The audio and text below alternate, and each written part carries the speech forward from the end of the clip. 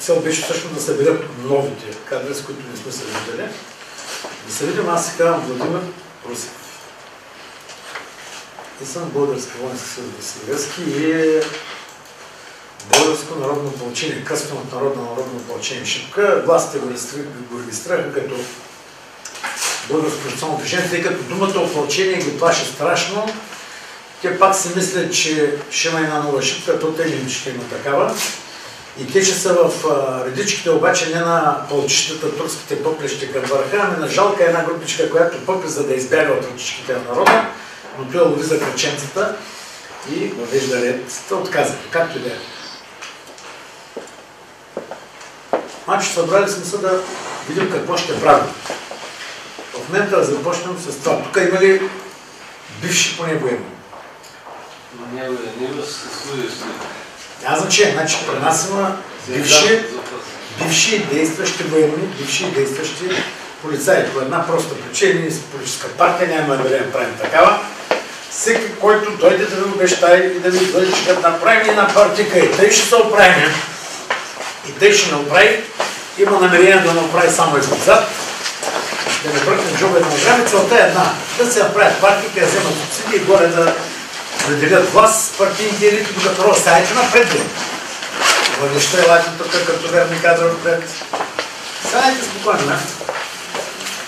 След да свършим нещо полезно. Нашата цел е в момента да се спасим родината от 4 основни заплахи. Няма ли местенци за те? Няма страшно. Има едно ето тук от третима, даже там на втората вече. Значи, започваме с 4 заплахи, при които в момента е спрямо България. За част от тях не знаете. Искаме да ви запознаем. На летището в Инджерлик в Турция в момента има каснали самолети на Саудитска Арабия. Турски такива.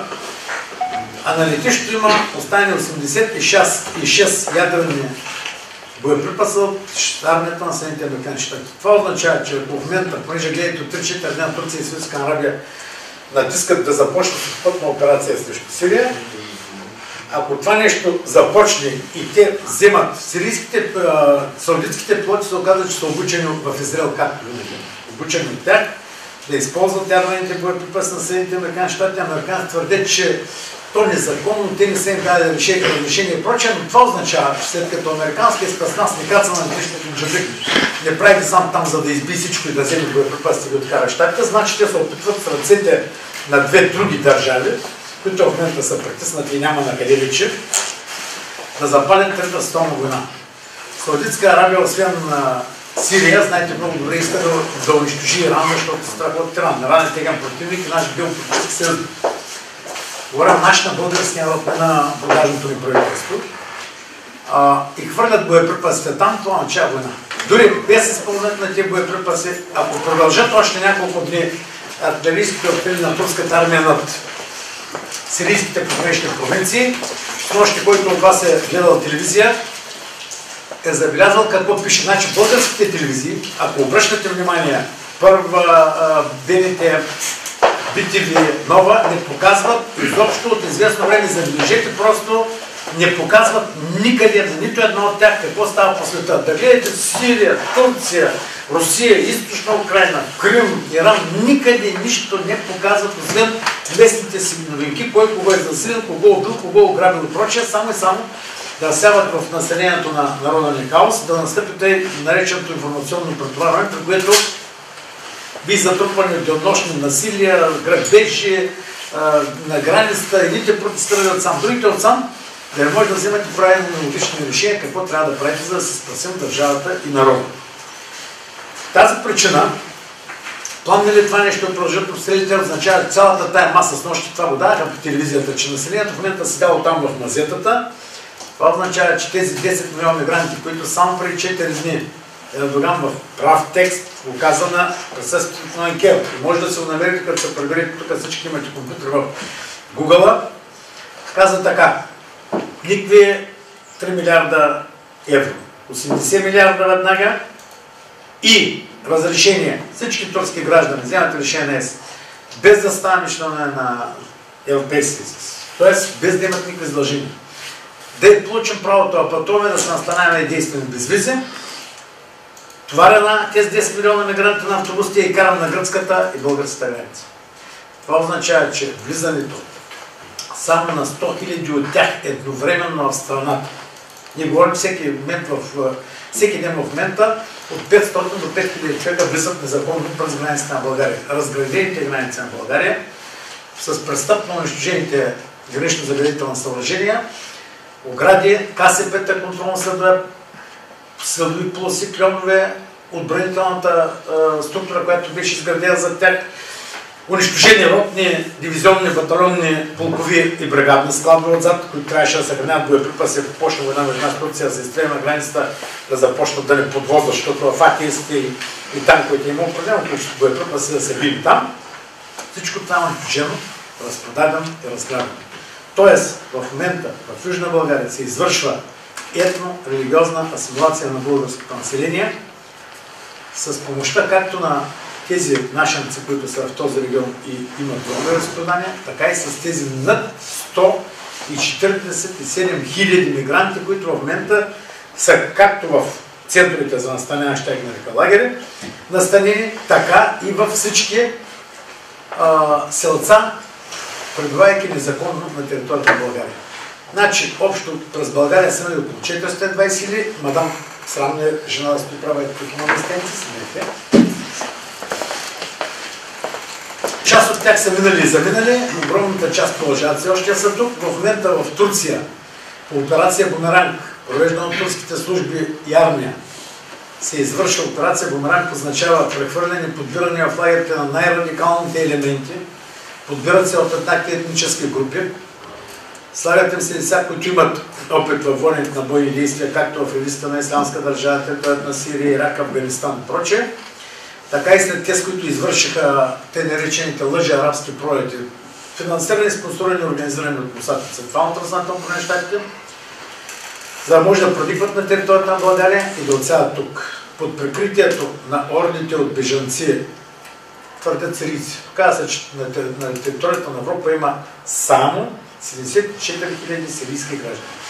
Всичко друго са мароканци, алжирци, талибани от Афганистан, иракчани от тъй наречената армия, дете правиха ощатите там, след като превзеха с фалшиво либийци. Цялата сган пъбли в нашата родина и продължава нататък към Европа, организирано, координирано с операция прежде от турските служби. Ние присъствахме на границата, наши отряди защитаваха границата. Наши групи бяха там и патрулираха, лично сме били там. И първата тактика беше да ги хващаме, те страни, да ги продаваме на органите РД. Каза се, че след няколко години тези хора вече описани в центровите разстаняния, следили с документи, почват да се изгледат гърчетата, кармали в един момент се видява в чудо, защото те са повече от местното население. Решихме да правим друга тактика, да ги връщаме обратно. Спиране, може да изглежда нехуманно, пускали сме жени и деца, всички мъже са шут обратно там. Чели сте в пресата, какво се оказа? Обвиниха на авто, че сме извършвали, нарушавали сме човешките права и изпратиха над 470 полицаи допълнително, за да може да ги закрилят тези хора, които влизали законно в страната. Законно в страната не може да влезе. Някой, ако има виза, според мен е така, ако някой от вас приема, че някой бил минал през някакво КПП, щатите, гледайте, говорим за някакви не бил демократично да правим, щатите имат ограда, преследват ги, хващат ги, ловят ги, застрелват ги при бягство и ги пращат на затворите и ги връщат обратно. Тук ние нямаме такива права. Значи ние сме трета категория хора, които трябва да правят това, което им кажат отвън. Спряха да ги изхвърлим. Вчера се отвери едно наше момчето, където ги плени извън един. Всички те се оказа, че и той извършвал незаконни такива граждански арести. И той нарушение на закон. Значи, според нашите незаконни узурпирали власти, излиза, че ние нямаме никакви права и трябва доброволно, кротичко, да клякаме да правим всичко, което те са решили и което са подписали. Онеден, забелязвайки и снощи видяха по национална телевизия, временният премиер на България обявява в Брюксел с Жан-Клод Юнкер, до него каза моя брат, приятел, Бойко, и така ще направим иначе. Защо? Сахили и говори спокойно, че той щял да се реализира целите издачки. По една проста причина. Тайно в Брюксел са договорени две неща. Преди седмица и половина на заседание на министрите на отбраната на НАТО е взето решение на военно-политически агресивен блок, на който аз лично считам, че ние не сме членове. Защото това, че някакъв престъпник, педал или какъвто и да е там продажен продукт, най-често с чуждо етническо самосъзнание и произход, прямо като даже и разни министри на отбраната на България и външни министри като Соломон Паси. Тук наш бургаски съграждан, баща му на времето, главен цензор на републиката. Плаче там, че влиза в НАТО, ма ние не сме гласували на никакъв референдум и няма национално опитване, иска да стане ще на НАТО. Чужди окупационни войски, американски присъстват на територията на България. Те пък докарани от другите глупци, Парванов и днешния министър на социалната грижка Бечтос, Калфин, масона Калфин, те докараха и подписаха и докараха американските бази, чуждите войски тук и днес са там в продали собствената си партия са в някаква АББ. Всички тези министри вземат решения в Източна Европа, само в държавите от Източна Европа, прочетете го, има го публикувано, съобщиха по телевизията, че е подписано, без да уточняват подробно, само как е единствено. Е взето решение 25 000 допълнително, извън тези, които в момента спят тук в Ново село, в Граф Игнатиево, летища в цялата страна, в Айтовската танкова бригада, ако някой е служил там, аз също съм бил там. Освен тези чужди окупационни войски, още 25 000 английски и американски войници, участите военни компании, се изпращат на територията на източно-европейски държави. Значи в Латвия, Литва, Естония вече са ги закарали, там 15 000 в Норвегия, ако се зачетете, дори в сайта на американските ветерани, казва се Veterans Today, задайте го, намерете го, вижте го. Те самите пишат, че там в някаква огромна пещера в Норвегия, по времето на студената война създадена, седят хиляди танкове, бронени машини, 15 000 войни. И при нас пращат тези хора тук, за да гарантирали сигурността на България съвместно с турската армия. Това означава, че имаме няколко опасности. Войната, на която заплаща, се превърне в Трета световна война и от територията на нашата страна да бъдат изстреляни ракети срещу Русия, което означава, че ние автоматично, защото от наша територия тези продукти ще ги изстрелят на там, активата на ще бъде тук. ордите от мигранти, които нахлуват и които Ердоган заплашва тези да засили насам вече масово. Оставим тези 5000 там, 500 на 5000 това. Той каза, ще изпратя 10 милиона, ще ги натваря на автобусите и ще ги пратя на гръцката и българската граница. Имаме и още една опасност.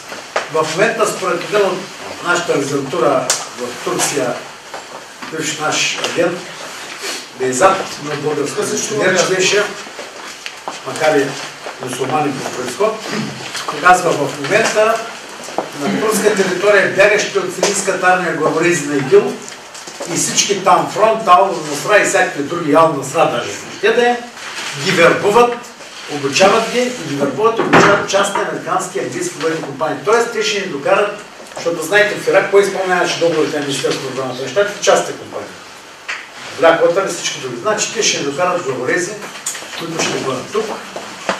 И последната заплаха, която сме изправени, е, че на 10 ноември 1979 година банда престъпници съвместно с продажната част от елита на Българска комунистическа партия, която е била вербована, говорим за дипломати, търговски представители, всякаква друга сграна, която е ходила навън и е крала парички, тук и си е открила сметки, тъй като МОСАД и Централното разузнавателно управление щатите контролират системата за международно разплащане и SWIFT, откриват кой от тях къде какви сметчици има, вашите ги им казват, или ще ставите наши агенти, или казваме на вашите служби да ви пратят бай точно затворите, да работят и почват да работят за тях и извършват антинароден и антиконституционен държавен преврат, свалят тогавашната тяхна власт, т.е.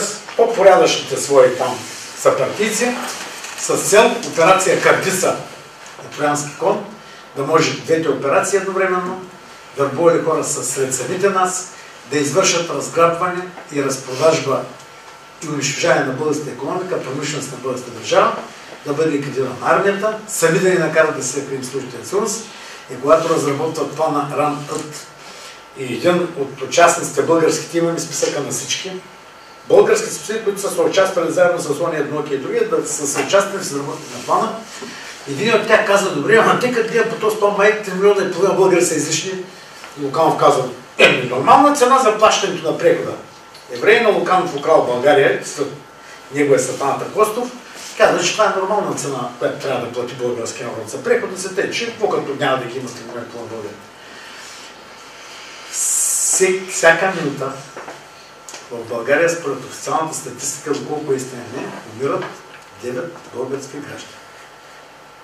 Имаме 2,5 милиона на сила прокудени в чужбина да робуват, да слугуват, да блъскат, за да може да пратят някой лев на семейство и децата си тук да издържат.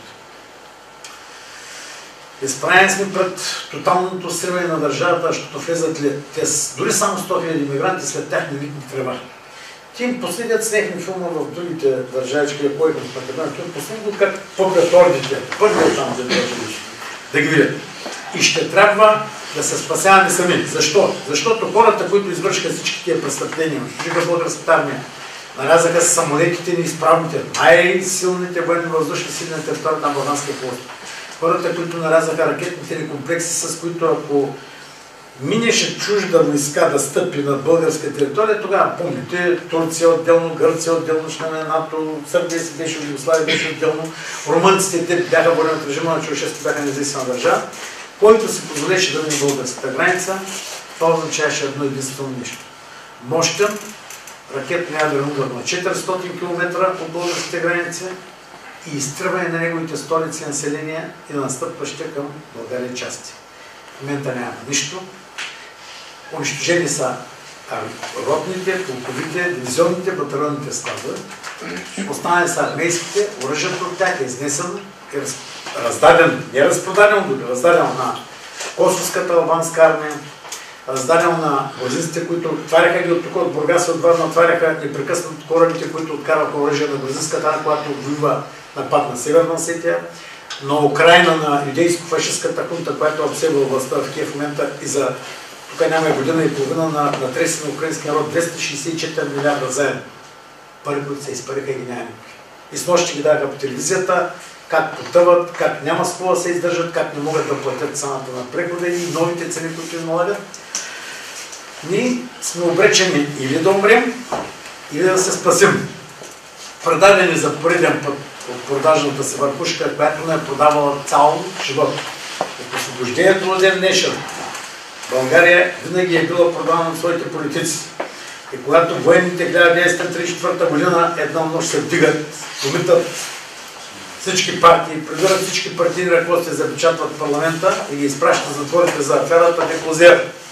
За аферата барон Хиршовата жленица, взели заедно да строим жилетица, пък откраднали партийните елити, които били в коалицията, накрая обложи народа с нови данъци да плаща пари, те ги взели, няма кой да стоят. Изнесли на България житото. Продали го навънка, апарата не влязла тук, останала по швейцарските след. Изкарали вълната на България, продали. Купили боеприпаси, текъл срок на годност 10 годишен. Купили за българската армия пушки, шаспо, дето били еднозарядни, са зареждали отпред с шомпола, тъпчели в шеците, докато турската армия са въоръжила с карабини Ремингтон. Полуавтоматични самозарядни. Винаги сме били продани от онази сгано горе. Партийните елити, не от членовете на партиите. Те хора са излагани, измамени от партийните елити и служат на служат. Отгоре от върхушките продажните, воювали сме срещу турската армия, винаги не е превъзхождала числено, винаги не е превъзхождала по броя на оръжията и на по-доброто въоръжение в ние години. Предните тук не беше така известно време. Винаги, водени от знаменития български дух, сме се изправили и сме ги побеждавали. В момента обаче, за съжаление, народа няма дух.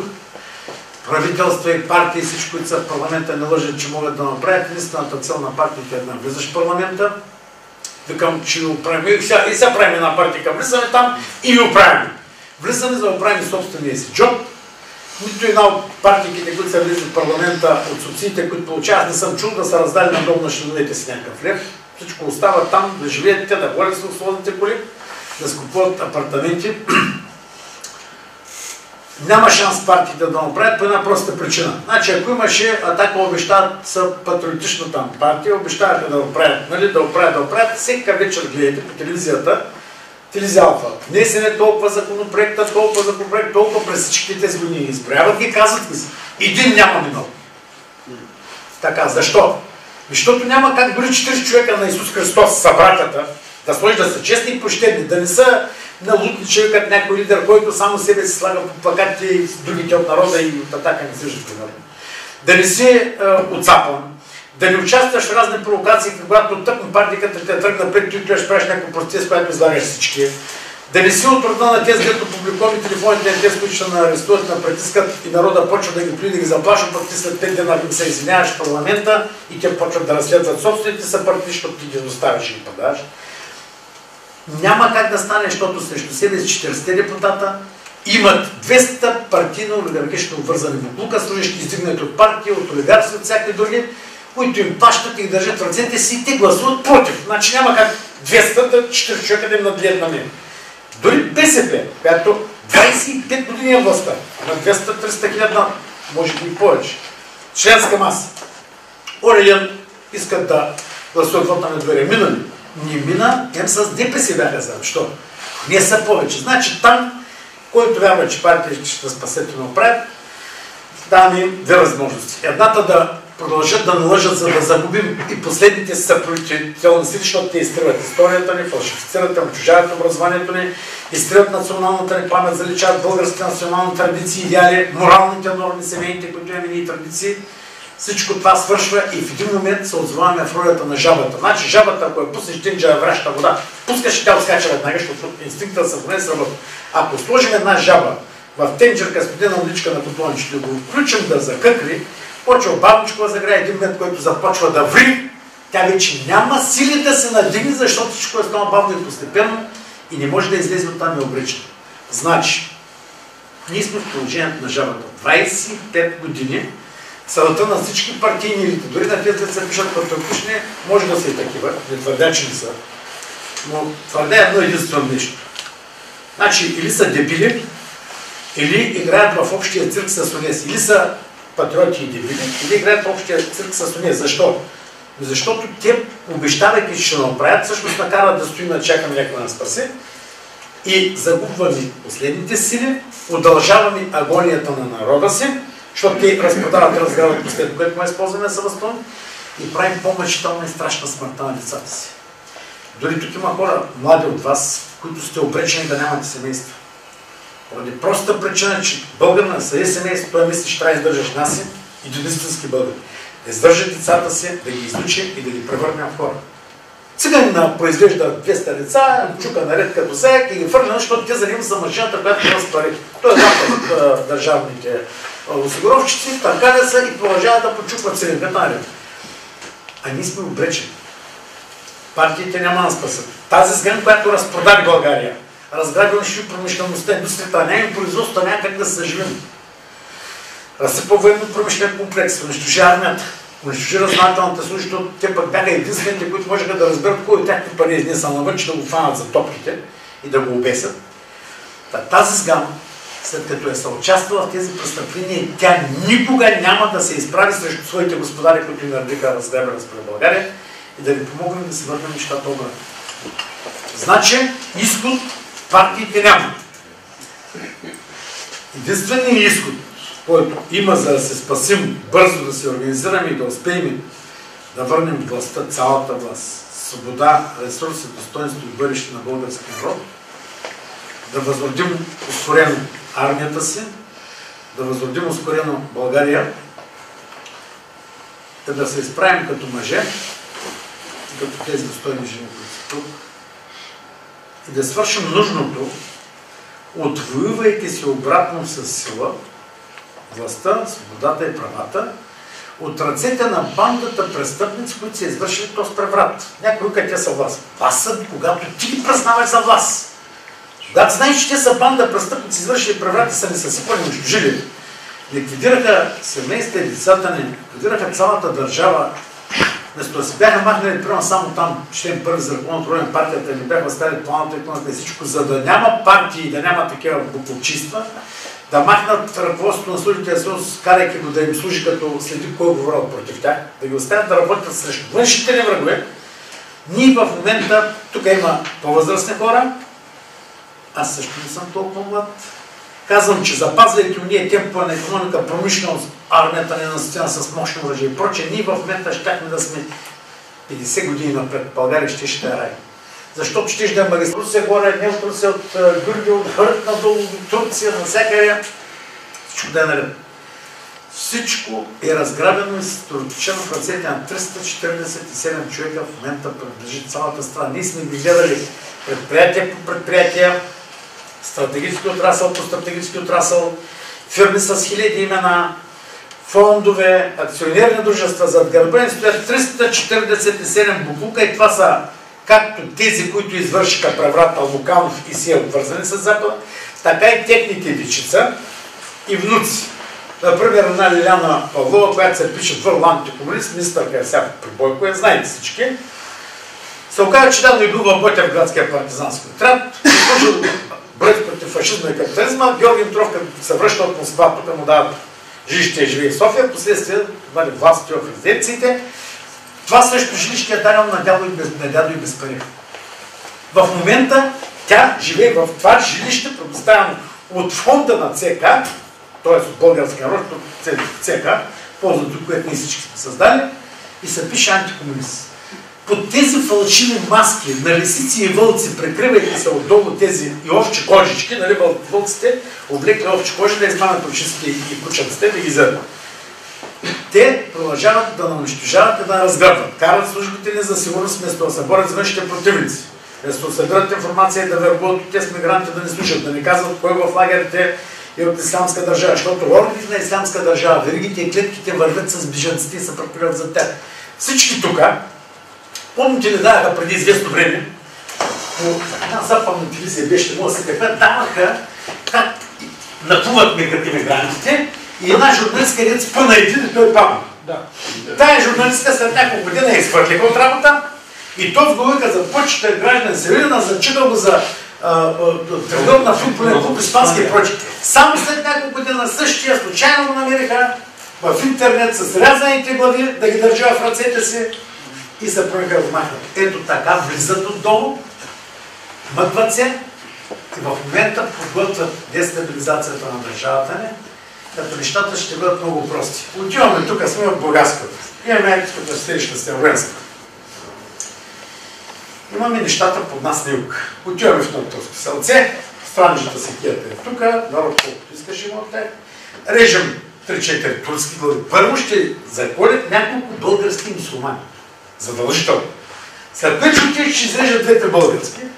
Ние се хващаме гуша за гуша, почваме да се трепим един друг. Защото тук, майка им да има мусулманите, викам, майка им българи, цека да наколят.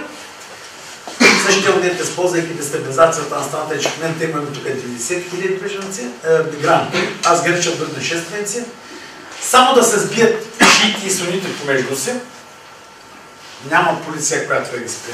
Тези хора, аз ги познавам перфектно, защото съм ходил в Сирия да разследвам употребата на химическо оръжие, срещал съм с тях в Чечня, трябва да кажа, че те убиват и умират с удоволствие и без всякакъв страх. Защото тяхната религия им казва, че убивайки кефирите, т.е. георите и прочее, той неверниците, каквито и да са те. Дори от другата вяра, нали, той е шит, убива сунниците, убива шит. Той отива при Аллах горе, чакат го 72 хории. Това означава девственици, реки от мед и масло, вечен живот, се пушиха ши и се гледаха твърди.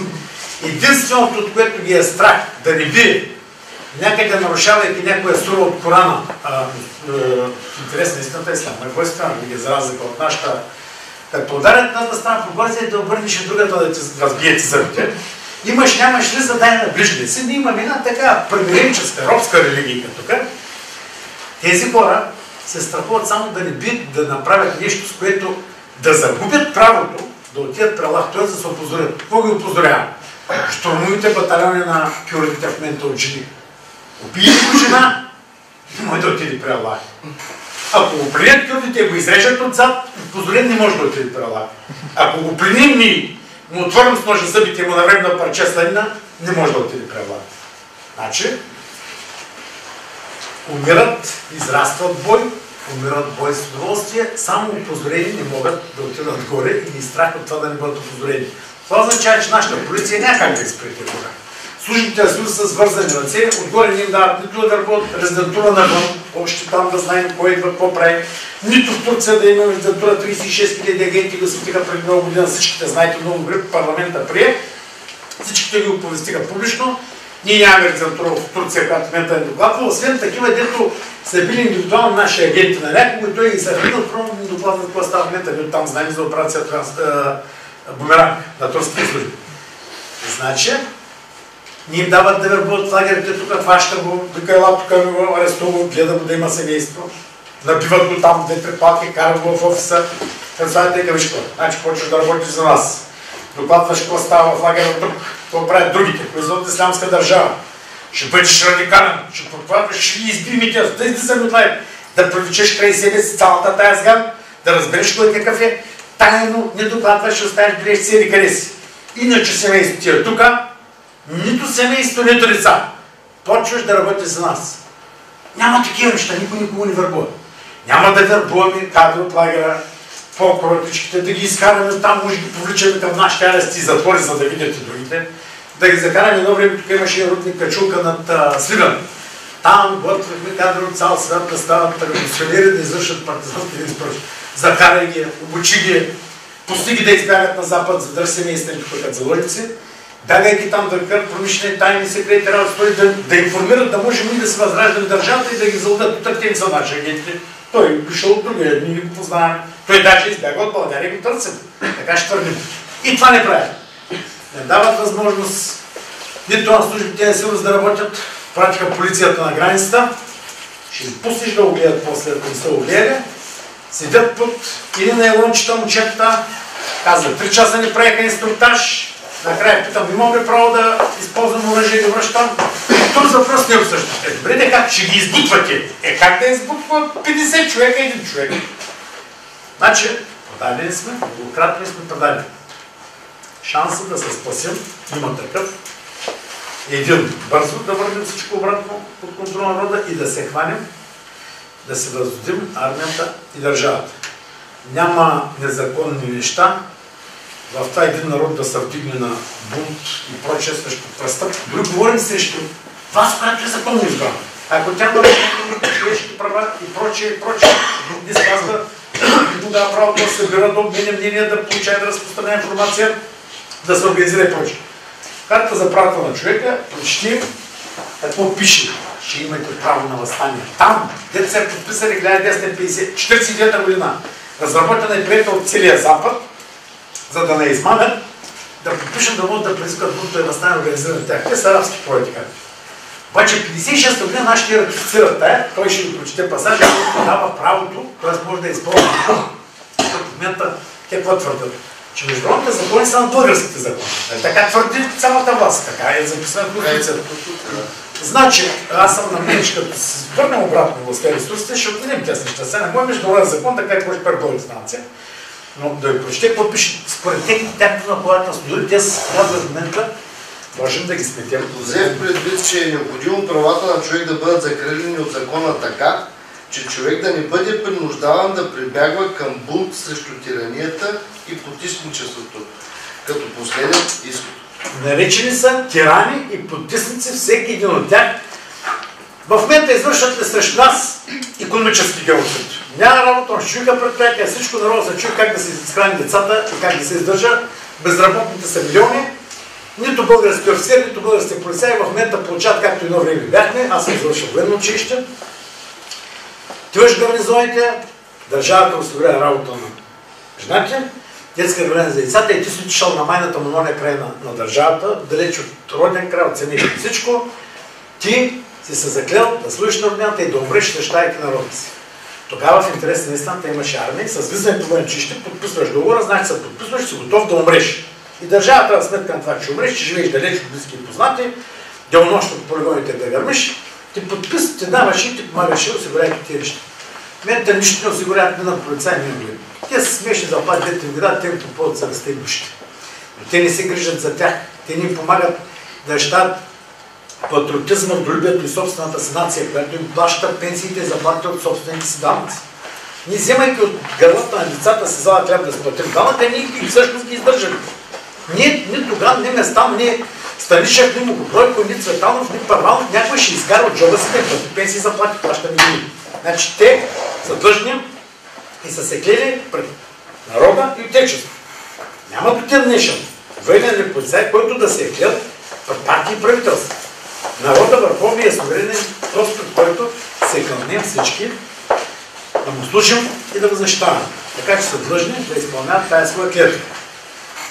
Имайки в предвид това, значи, в момента е извършен икономически геноцид и терор спрямо българското население с унищожаването на умишлените предприятията и разпроданите им на чужденци, които закриват, унищожават, режат, съсипват и продават с скрап.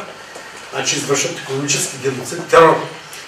С това, че разпродадаха цялата финансова система на чужди банки. Ние нямаме в момента родна, включително Българска народна банка, отдавна не е нито българска, нито народна. Тя е собственост на Европейската централна, която е собственост на 129 различни фамилии, ясно от какъв етнос са всичките, а носи името Европейска и централна, нито е европейска, нито е централна, така както в Федералната резервна система на щатите, нито е федерална, нито е резервна, а това са 6 банки, собственост на 29 еврейски фамилии. Нали всички сте го чели, има бази данни различни по света, които влизат и гледате кои са собственост на Федералната резервна система на щатите, ще видите, че е частна собственост. По същия начин, в момента с нощи един икономист много добре се опита да го обясни пред Вилям Светков, че значи, в момента печатаме 100 милиона лева.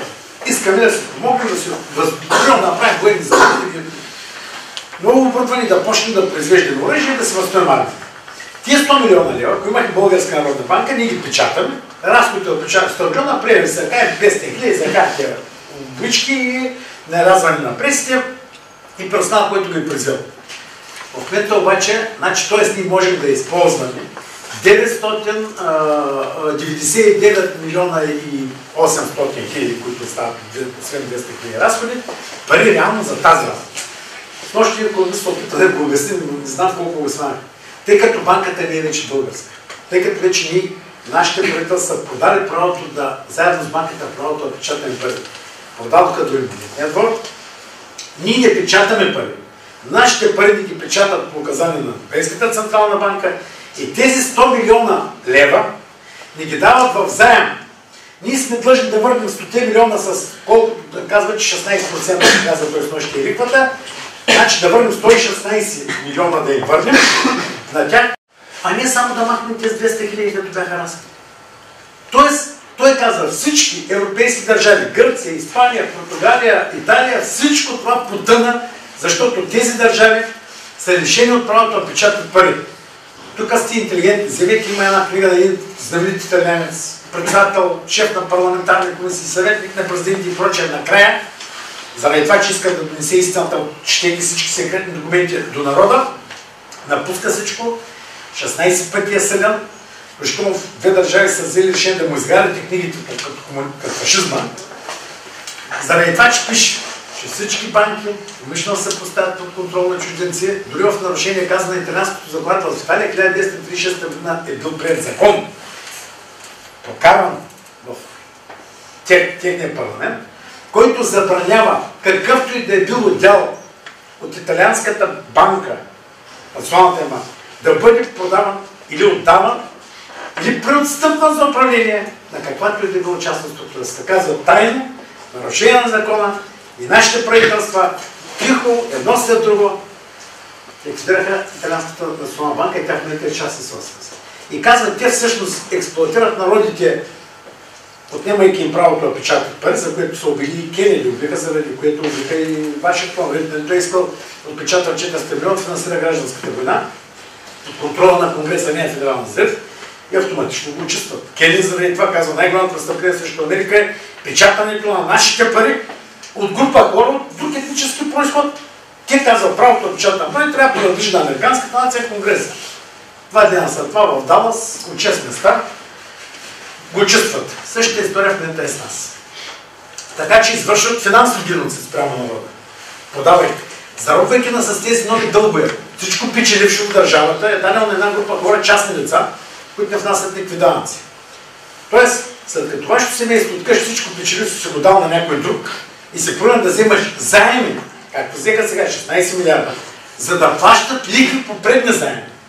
Те навкарат дълго време, значи те не вземат заедно да построят фабрики за предприятия и пуснат да произвеждаме, да изнасяме и да получаваме пари, които да бъдем, а да бъдем поробени окончателно. С заеми да връщаме лихви по заемите, това трябва да ви говори, че в момента срещу това се извършва окончателен геноцид, терор за унищожаването на българската държава.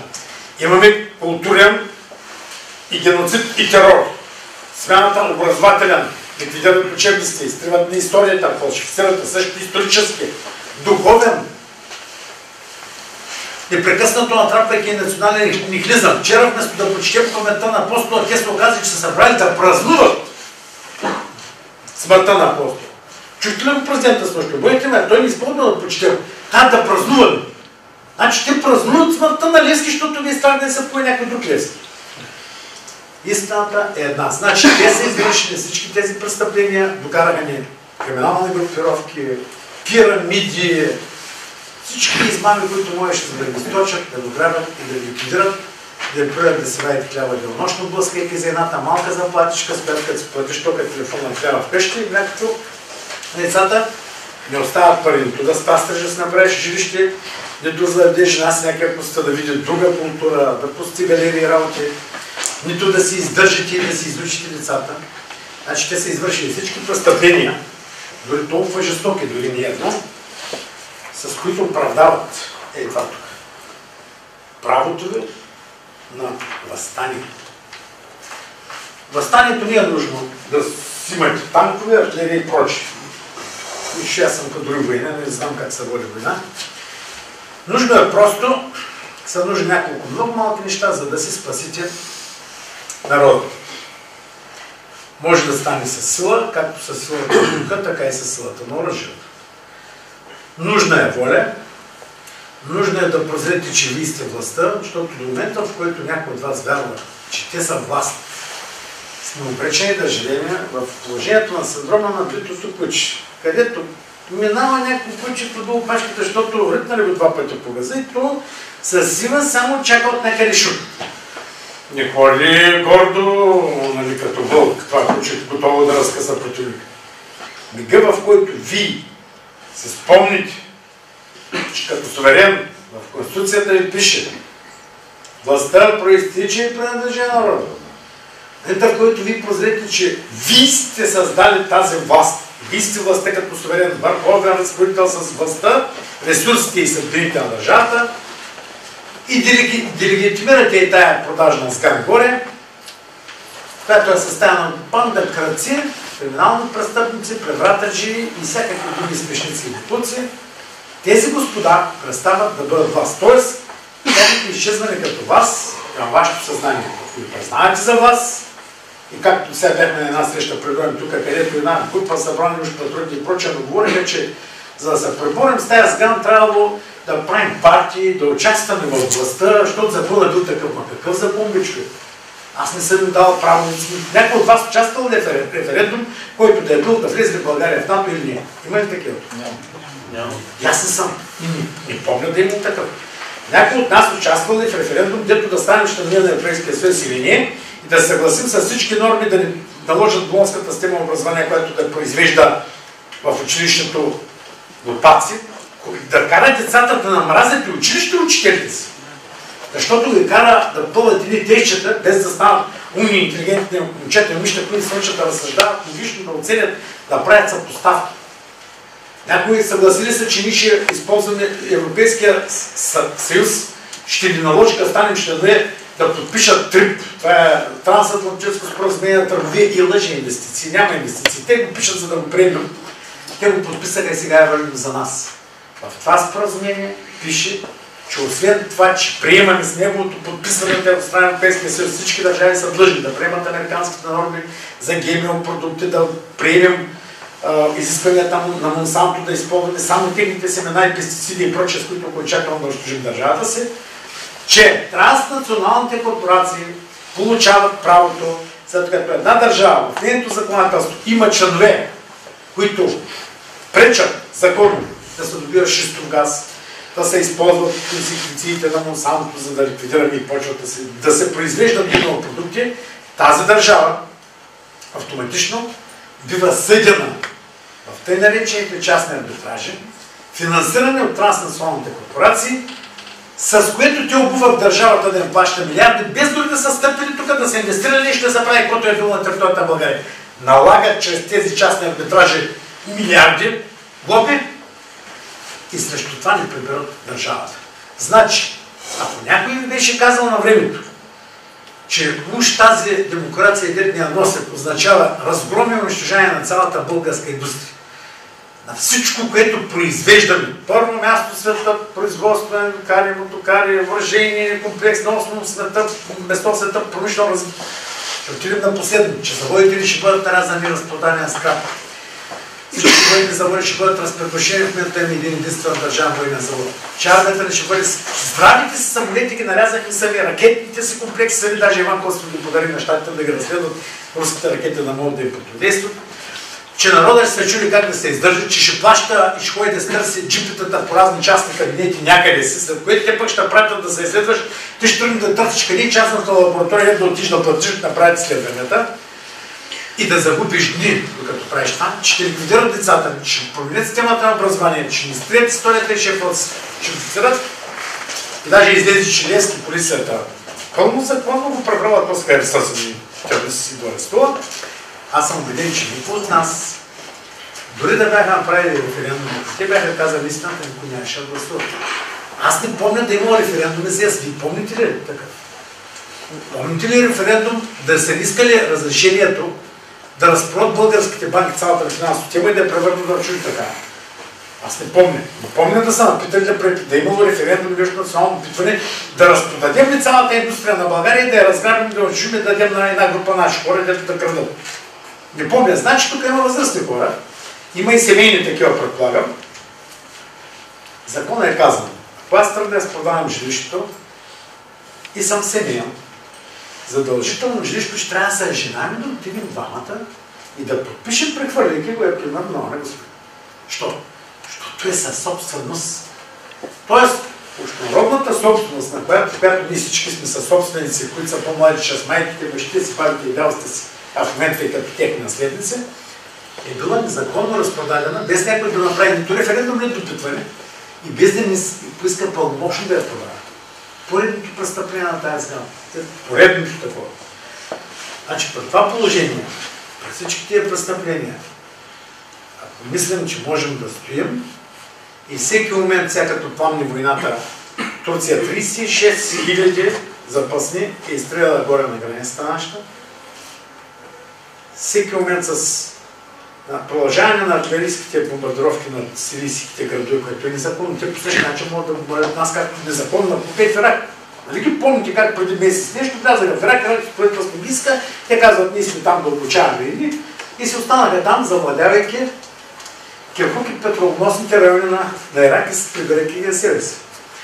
Влезат ли тук, натиснат ли на ислямисти, дето казва дори страшният либерал, постовист, почитател на либералите на Запада, професор Михаил Константинов, математика. Предполагам всичко знаете, беше член на Централната избирателна комисия. Той се изправи преди 2 седмици и каза, хора, всеки миг само да се сбият шиити и сунити, тези деца тук. Свършили сме, армия и полиция няма да нас създадете опълчение. Ние го бяхме създали, слава Богу, 3 години. Тим кажи вече за главнокомандващия на армията на Швейцария. Даже го задейте и го вижте веднага, като се приберете вкъщи за елите истина.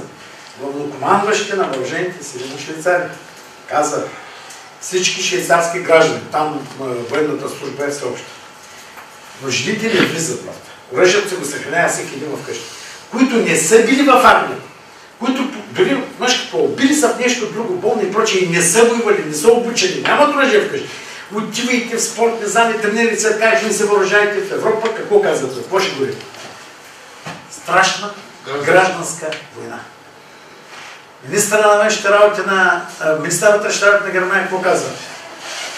10 милиона мигранти нахлуват с чужда култура, с чужда религия и ние казва сме обречени. Те са обречени. Някои чакат НАТО да я спаси. Няма да дойде. Една причина. В момента тук всички гледате какво стана в Франция с терористичните актове. Нали ги видяхте? Кажете ми, къде в момента са войските на НАТО? Войските на НАТО спряха ли през терористи?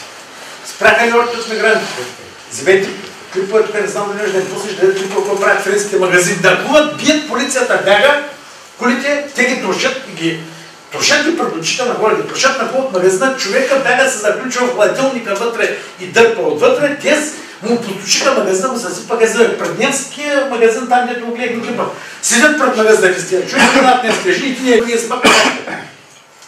Една инстинктивно жената се обърна да го удари с чанта, с тя не разбра какво стана.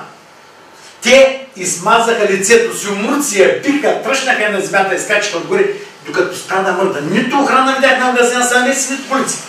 Като ги изнасилваха хиляди по новата година на гарата, спасили ги някой. Има полициарния. Като влязаха 3 дена след това, нали, там протестираха вече Толуи, влязаха в една дискотека, там изнасилиха и мъжете в дискотеката. И мъжете опозориха в дискотеката. Че аз като се изправят да ме изнасилят синовете вътре, мислите ли, че няма да режа глави 24 часа след това? Къде беше НАТО, що не ги спася? Къде бяха НАТО, що не ги спряха тези терористи? Турция и Гърция, като вояха в Кипър, тук има по-възрастни, помнят. Биха са членове на НАТО. НАТО отидли и ги спре. Не. Турците прехвърлиха 193 000 човека и се направиха Сирил, Кипърска, Турска република. Спряли ги някой, никой не ги спря. Толкова години с всички договори, които не налагаха, Ньойски, Берлински и прочее, кого защитаваха западните държави, Англия, Щатите, Франция и прочее. Нас или Турция? В чия полза бяха всички тия договори? Коя? Наша или в тяхна? Ами, войските на НАТО къде са в момента? Патрулират полиците на собственици градове, дилат ги с автоматите, ходят край Айфелата кула, политищата, пристанища, навсякъде. Тоест няма кой да дойде тук и да ни спаси, ще трябва да спасяваме сами. Как? По какъв начин? Подготвени, организирани и прочее, ще го изясним. Сега съвместно вече, казвайте какви въпроси имате, и после да гледат нещо друго през това време. Задайте въпроси, питайте, да изясним всичко заедно. Слушам. Какво може да се направи в случая сега от наша страна? Смисъл, трябва да... Защото Нали, тия всичките неща са много хубави деца и говорим, ама ние какво можем да направим в момента, защото ако нещо стане, обяснявам. да знаем каква ще е реакцията, да. Всеки един сам за себе си нищо. Точно това. Значи аз знам, може да направя някакви неща и сами, примерно, аз в момента, в който притиснат примерно мен и семейство, аз ти казвам, че съм се подготвил, ще убивам 24 часа, няма да чакам Варна да дойда там, вкъщи ще да убивам. Не, аз ще се стрелям на границата и ще го убивам по пътя за Варна. Тоест, чакам зад скали, ще режа горе, дори ако нямам огнестрелно оръжие и прочее, ще ликвидирам, ще избия много народ, като не сложи боеприпасите и стигна до дома ми. Последната граната ще взривя семейството се барабар с тях, да понеса колкото мога повече нагоре и това е. Но не можем да ги спрем сами. Значи, сами, казвам, елитни бойци, няма как да ги спрем. Пращаме в момента кадри извън страната учени. Има един батальон за специална операция, 400 човека сме изкарали да учат извън страната. Там, където ги учат да убиват бързо, ефикасно, перфектно, да защитават родината се, да се катерят по скали, да се спускат с прощи, да се спускат под сгради, да проникват на територия на противника, дори когато тя охраняема с технически средства, да извършват дълбочинно раззнаване, електронно, техническо и физическо такова, да устройват засади, да излизат отражение на противника. Учим ги, защото мига, в който настъпи това, което ти казваш, и влезе който и да е тук, сами няма да можем да справим. Защо? Нямаме сила. Силите на един човек, ето казваме, елитен боец, аз самия съм тренирал всякакви ръкопашни спортове, през годините бил съм шампион в военните училища, учен съм да убивам и на други места по света, но казвам, като скочат 30 човека, може да убиш първите няколко, другите ще те задавят с масата си. И нищо да не успя да паднат отгоре, ти ще затъснат. И накрая ти ще биш, те ще падат, ще стават, едните, докато се ви стаят, другите ще почуват, че стават и свършат. Трябва да сме уредени първо. Второ, трябва да сме организирани. Трето, трябва да знаем как се изнася прехващането на инициативата на боя, как се извършва да вземеш инициативата от ръцете на противника и ти да му наложиш твоето темпо на боя. Трябва да успеем да разполагаме с сили, които ни дадат шанс да изкараме войната на територията на врага. Значи турската армия приемична по България или която и да е друга, на Лътка. Означава, че ние започваме битката тук. Тоест, тези светкавично ще проникнат в стратегически дълбоша, защото някой да ги спре. Даже ракетите комплекси, които останаха с малка далекобойност, се изкарани на рубежа на Стара планина, т.е. от Гаро ще бомбардираме Казалък Сева. Той ще отстрела, нищо му напред. Влизайки напред, обучени, подготвени в отделения, взводове, роти и батальони, дори като опълчени, без да сме действащи армии, ние можем, водени от хора, които разбират от воденето на истински бойни действия, да взривим проходите пред тях или дефилетата. Влизат някои дефилети, не столи да пътя минал там, взривяваш го отпред, затваряш го отзад с роковете на скали отпред, когато подпалиш два бензиновоза и да седиш срещу танковите им колони, отзад да средиш 8 мет скалите. Нахлуйки армията им напред, войските им части да събориш шефовите си отзад, за да залееш полосата зад гърба им, да спреш подвоза на тиловите им части на съоръжение и на жива сила, да изкараш примерно градовете, бойните машини 31 и да ги изгориш, те превръщат всичко, където паднат, 200 дека на един пакет, ги превръщат в стъкло.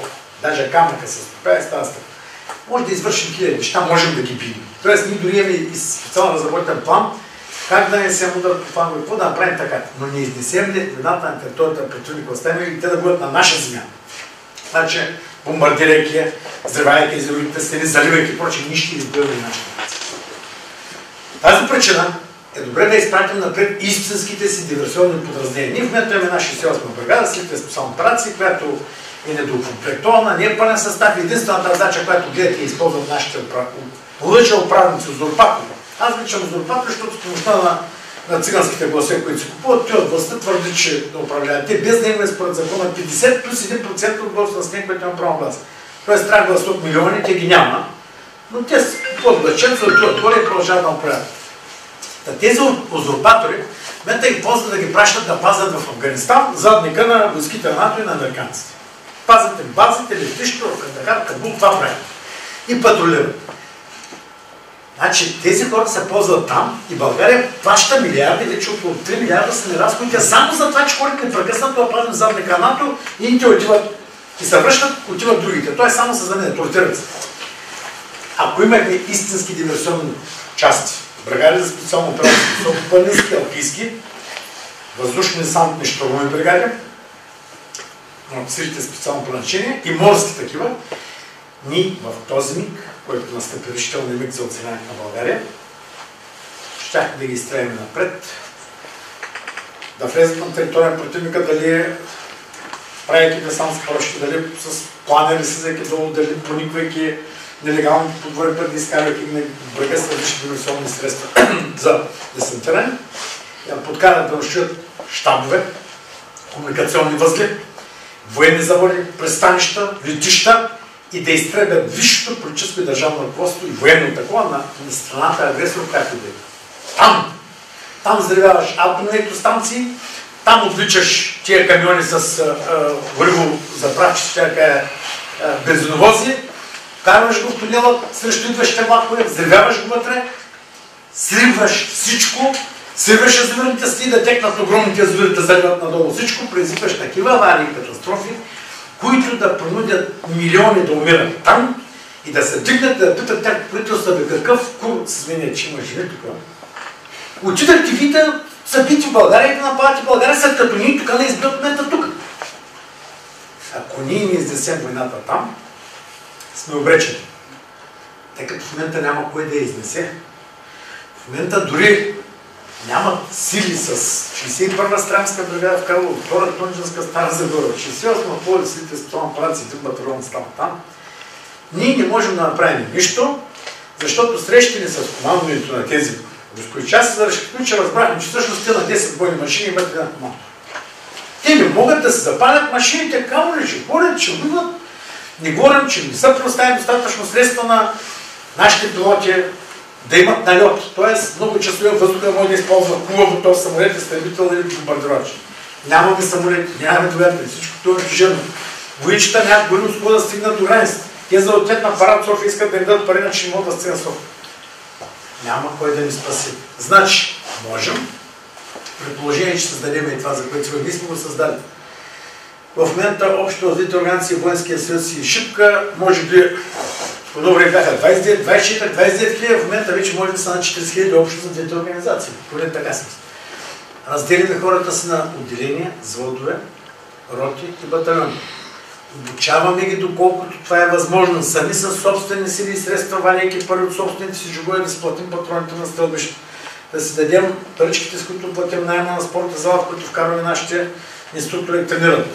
Да платим няколко коли да изкарат хората ни извън града, да проведем тактически занятия, използвайки бивши инструктори от силите специални операции на Военноморския флот и на 68 бригада, да използваме бивши офицери от Петрова за борба с тероризма и от силите на специализираните подразделения на полицията, които водят градската подготовка. Защото градския бой, скоростния контакт в града, когато говориш, е съвършено друго нещо. Боевете, които се водят в гори. Там тактическа подготовка е по-различно. Проникване, спускане под вода, извършение дълбоко, всичкото правим за своя собствена сметка. Искаме да сме готови да утре почините от дребното. Днеска той ще раздаде нещата. Си помагайте, когато някой го изхвърли с хазяина му, има нужда от помощ, децата му се разболеят, той се разболи, има нужда от даден кръв. Почнете с това. Като видите, когато с българско знаменце, значи са наши симпатизанти или са емблемите и някъде по тях. Помогнете му, справо, закъсал, хващаш, изтегляш или той те изтегля. Щом види знаците по теб.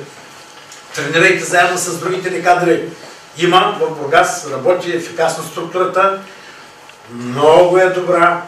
В момента, в който още повече нараснат вашите сили и по-обединени и повече народ тренирате съвместно, ще ви изпратим допълнителни инструктори, които да ви подготвят на място. Говоря за елитни инструктори, хора, които са командвали бригади в зоните на бойни действия в други държави и на територията на чуждите.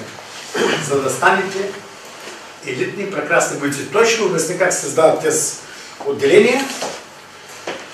Хващайте се, ако искате действие. Сега, значи, казвам, това, че сме събрали днес на началото, не прекамваме никой да се влива при нас, да действа при нас. Ако искате Стойте някъде, пийте кафенца, медитирайте като офисен път, том пред компютрите, само тракайте, протягайте се вкъщи, не разрешавайте на жените си. Жените тук имате една критика. Значи да стоим под робство имаме 2 години. Два основни принципа сме под робство 500 години и да продължаваме с под робство. Това са предателите, това са тези удобни нисши същества и мърши сред нас самите. Той ще ви разкаже за такива, които са предали Левския, предали са апостолите, когато ги хванали Апръското въстание и бея ги съжалил, искали вода, жадни. Казал, напълните ми една стомна война на тия харсъзели. Те взели и са изпекали стомната и я пратили на апостолите за държаните въстанието Апръско. Предавали са на турците, те са отворили вратата на крепостта предателите, който да доносят да докладват на службите си, проче, без да им дойде някаква, че част от ръководства същите служби да им докладват кой внедряват пред нас, кой го внедрява, какво пред. Тази сгама отвътре разгражда бойния строй, тя е същата, която тръж ходи да напредава и на новите, които дори чужите го искат дойдат. И втората причина, те женичките. Защо? Значи, движение прекрасности. Даже заближете, вижте какъв парадокс. Тези жени от вас, които са много интелигентни, които страшно много ми обичате преди нас, казват, чакай, човек, къде си тръгнал този народ, като Леска и се вързваш, че имаш жена, деца, майката. 25 години се занимаваш с тия хора и те не искат да се надигнат.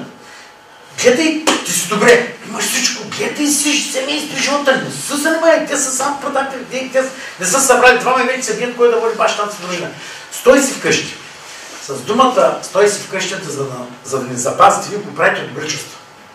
Всъщност, без да искате, помагате на противника, защото ни движени от добрите чувства към вас, някой от нас кляка и остават вкъщи. И ако всички останем вкъщи, няма свършим нищо. Заради това аз съм казал, истинските мъже се проверяват с власт, пари и жени.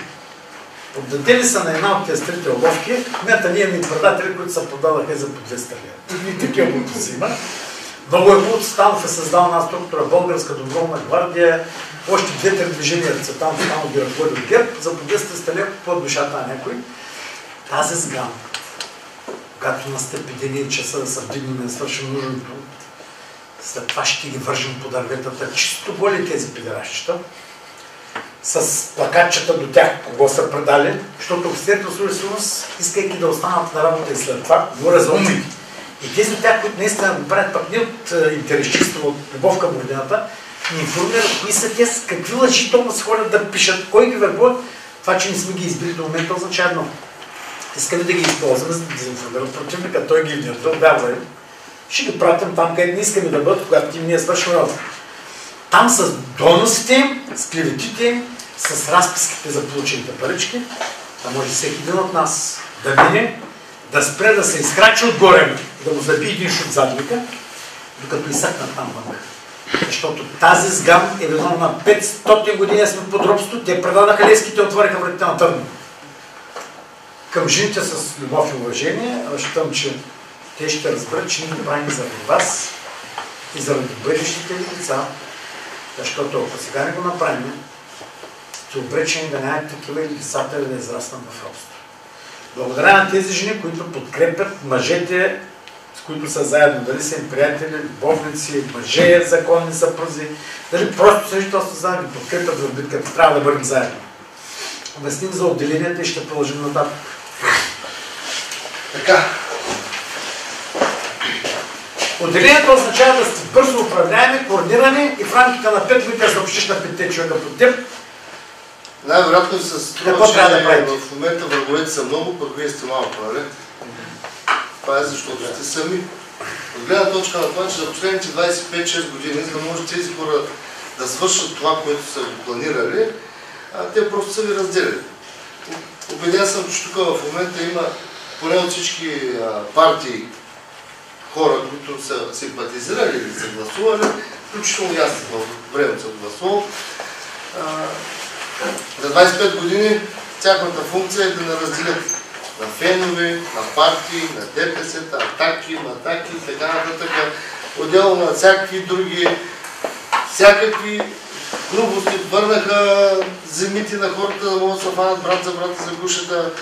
И Всички вие в момента сте сами. Това е. Затова се чувствате безпомощни, затова нищо не смеете да предприемете, за да може да оцелеете.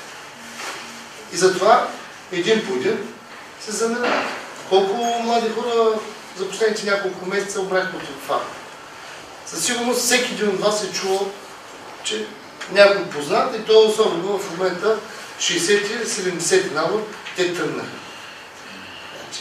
Трябва да се умреш вкъщи, чакайки. Ето така, смъртта си. Добре с полза. Умирай с полза. Тоест, това, което ние можем да направим в момента, е много просто. И е много лесно. Първо трябва да се добрите със съседа си. Нищо, че го насите. Нищо, че първо той е буклук, дете си купил нова кола, нали, толкова години те е дразнал.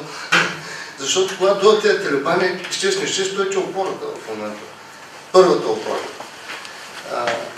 Да, кажем, окей, мразим се, дай в момента да се спасим, после пак ще продължим да се дразним, пак ще се караме, да се пресе. Въпросът е да оцелеем. Ако ще да е български мусулмани, също, защото те нашите са кошки и те като влезат няма да питат ти мусулмани, с те те ще находят и ще изнасилват, нали. В Сирия бях, така правят. Първо изнасилват мъжете семейството, жените, децата и накрая режат на мъжакитките на ръцете и ходилата, слагат го долу да легне и като един засила майката на другия, насилват сестра и държи ножа на гръб, карат най-голямото момче с ножа с чеглата на собствения си баща. Нямате представа какво става там. Няма да питат кой мюсюлманин, кой християн. Българи, те не щат за българи всички. Родени сме на тази земя, така е, трябва да бъдем заедно. Затова ние предприехме една тактика, а именно така нареченото изграждане на индивидуални отряди за самоотбрана. Тоест, всеки един от нас, имайки доверие на някой, защото съгласете се, обаче в момента вие не се познавате, няма как да си имате доверие. Да? И те първо да се изграждате доверие, то е необходимо много време. И от тази гледна точка, всеки един от нас кани 5 човека в собствения си отряд за самоотбрана. И именно това са хората, на които ти имаш доверие, които да застанат до твоя гръб. Или това са хората, с които ти ежедневно комуникираш. Хората, на които ти би помогнал. И той би ти помогнал. И изграждайки по този начин 5 човека, не е задължително да бъдат членове на някоя структура и така нататък. По-важно е да бъдат хора, на които ти можеш да разчиташ. Дори и на този етап да не искат да се присъединят, ти му обясни, приятел, ще ме пазиш ли гърба? Защото той ден е много скоро, който ще се наложи да си пазите взаимно гърба. Разбрахте ли? Четете. Можете да извикате 5 човека, с които да ти пазят гърба? Хора, които познавате и на които може да разчитате, без значение сте. Колеги, бивши, тогава вече става сила. Защото твоите 5, твоите 5, твоите 5, твоите 5, твоите 5 и се изгражда едно ново общество, с което да може да се помагате. Да, ще се вмъкнат и такива боклуци, както са вмъквали. Но пък тези боклуци много бързо се изчисляват, поради простата причина, че ако ти си градивен и си седнал с твоите 5 приятеля, този буклук той стои самичък някъде и се оглежда като хиена и гледа от тук да лепти малко, там малко, там малко. Той ни гради. Тези хора, така наречените, ние ги наричам провокатори агенти, те ни гради, те се опитват да вкарат интриги. Като започват да се бъзикат с това. И естествено, те затова бързо ги изчисляваме и те затова бързо отпадат тук в момента, поради проста причина, че вие не може да си ги търпите, защото ти си с твоите приятели.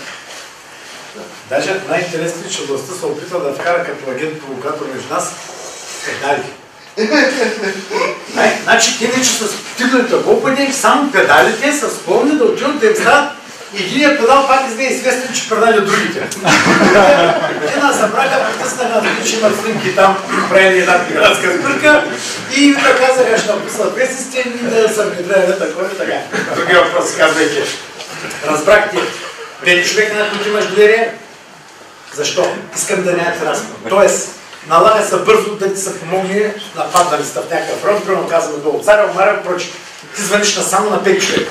Твоите 5 обаче, в последствие, секунда, виждам там, те те също пък копират между своите други приятели и познати, своите 5. Първо, значи, ти познаваш 5 и 5 те познават теб. Няма кой кога да продаде, освен само по този кръг. Ти не познаваш тези долу. Има бойна тревога да звъниш на 5 човека. Докато ти звъннал на първия, звъниш на втория, той вече почва да звъни на неговите отдолу от 5.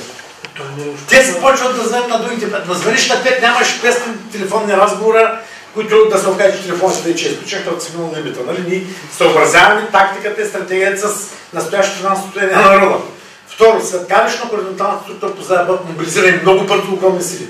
Трето, когато сме пратили превластни структури, които ви обясняват, ако изключат всички телефони, връзки, интернет и компютри, противник или неговите слуги в България, какво правим? Значи съберем до еди коя си катедрала или до еди коя си училище или до еди коя си мол, вашия квартал, другия квартал, другия. Съберем става бързо. Оттам районите за изнасяне, нашата задача е една. Ние някакво да участваме в протести, някакво да участваме в такива масови шествия. Да, някога може, за да види народа, че съществуваме. Нашето место не е там. Нашето место е обучени, организирани, дисциплинирани и военизирани. И в един момент, когато народа се вдигне да извоюва свободата си и да се върне обратно законната власт, ресурси, достоинство и бъдеще, ние да пристигнем екипирани на место, съпроводени от верни наши приятели и съюзници, казваме, защото сами трудно ще се справим с противника. Вижте, може да загинем до края и няма кой за да ликвидира. Те трябва 4 евро, но много жертви ще е. Това означава, че ако пристигнете съюзници наши верни, с които примерно тия неща са оговорени предварително, да ни помогнат да затворим долу граница с техните кораби, самолети и ракетни комплекси, ще стане по-бързо. Или пък техни туристи има тук, които също не обичат, питаят разкичето към нас.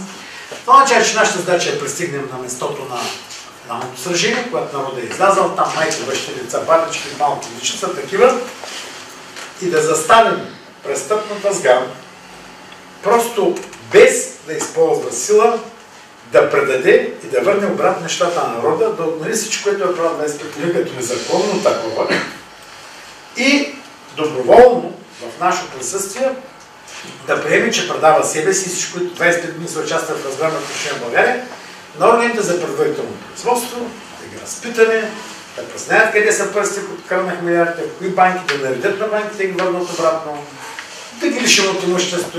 Както военните в 34-та година правили, в момента обаче няма армия. Значи остава народа да стане армия и да свърши също. Още тогава извършили преврат. В момента трябва да се борим с преврат на Джи, т.е. ние в законното положение да го направим и да спасим. 5, той всеки един от тях се бира 5, те отдолу 5. Принципът на Спартак използва със силите на специална операция, която създава национално строителни партньорски движения, територията е окупирана от противника, как да се разруши. Спартак бяга 69 човека от школата в Падуан, възлага на всеки им да подготви 10 роби да се бият, след това те 10 роби да се мултиплицират. И в един момент, след 6 месеца изправят на силите армии 136 000 армии. Така, създавайки бързо и ефикасно.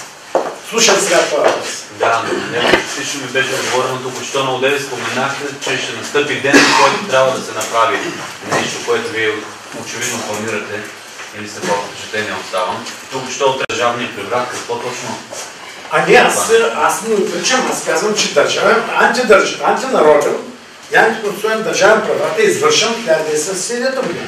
Тоест в момента всичко, каквото да извършим ние, дали ще отидем с един сап от права лопата, който съм дал с дел червено, нали, някакво дука оръжие, проче. Аз казвам, че всеки човек от нас тук в залата разполага с многобройни оръжия. Лакти, юмруци, глави, колени, кодела, пети, всяко нещо по нашето тяло оръжие. Не говорим за хиляди подръчни средства, с които може да облича. Казвам, че дори с по един сап за права лопата, бъде съм бяло, следно червено, с българско знаменце отгоре. Отивайки и изправяйки са там. И престъпната сгара изправя, която незаконно фалшифицирала и приела конституция да оправдае преврата, да създаде една фалшива конституция, която е също незаконно приета. От БСП и ДПС, само че ДПС не са били партия, СДС са правили отвънка, че гласуват, а БСП се оказа чак 1997 година, като снеха сами Жан Виделов, някои от творещите на СДС, че те не били регистрирани, те обикаха са наследници на БКП, само се оказа, че БКП не били регистрирани и 1997 година събраха 296 000 гласа, отидаха и се регистрираха партия. Тоест, имаме съдебно решение, в което тримата съдии и тук, съдим ли вас всичките на затвор, в един момент се оказа, че единия съдия гладувал уж отвън от американско посолство, но след това Китай. Другия съдия не бил партиен субект, те са били Сдружение с идеална цел са били тези. Третия съдия БКП няма законна регистрация, няма дипломна съдия, пък ви съдим.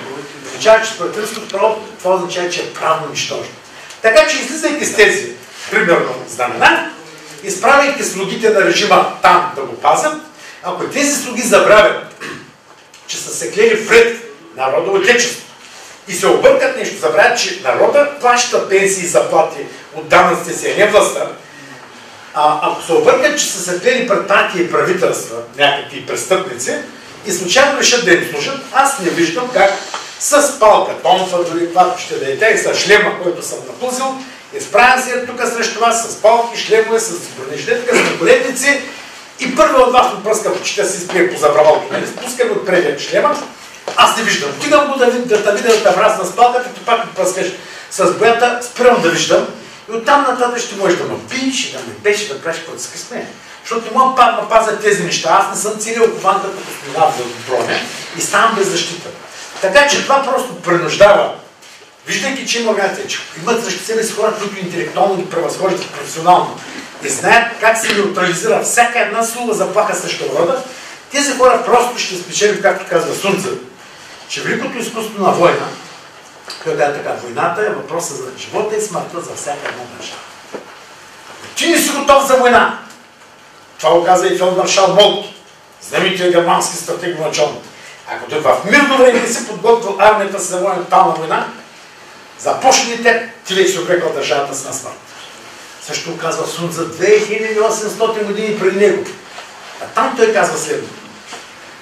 За да победиш, ти иска да опознаеш себе си, да опознаеш противника и да направиш така, че да го победиш преди да е започнала войната.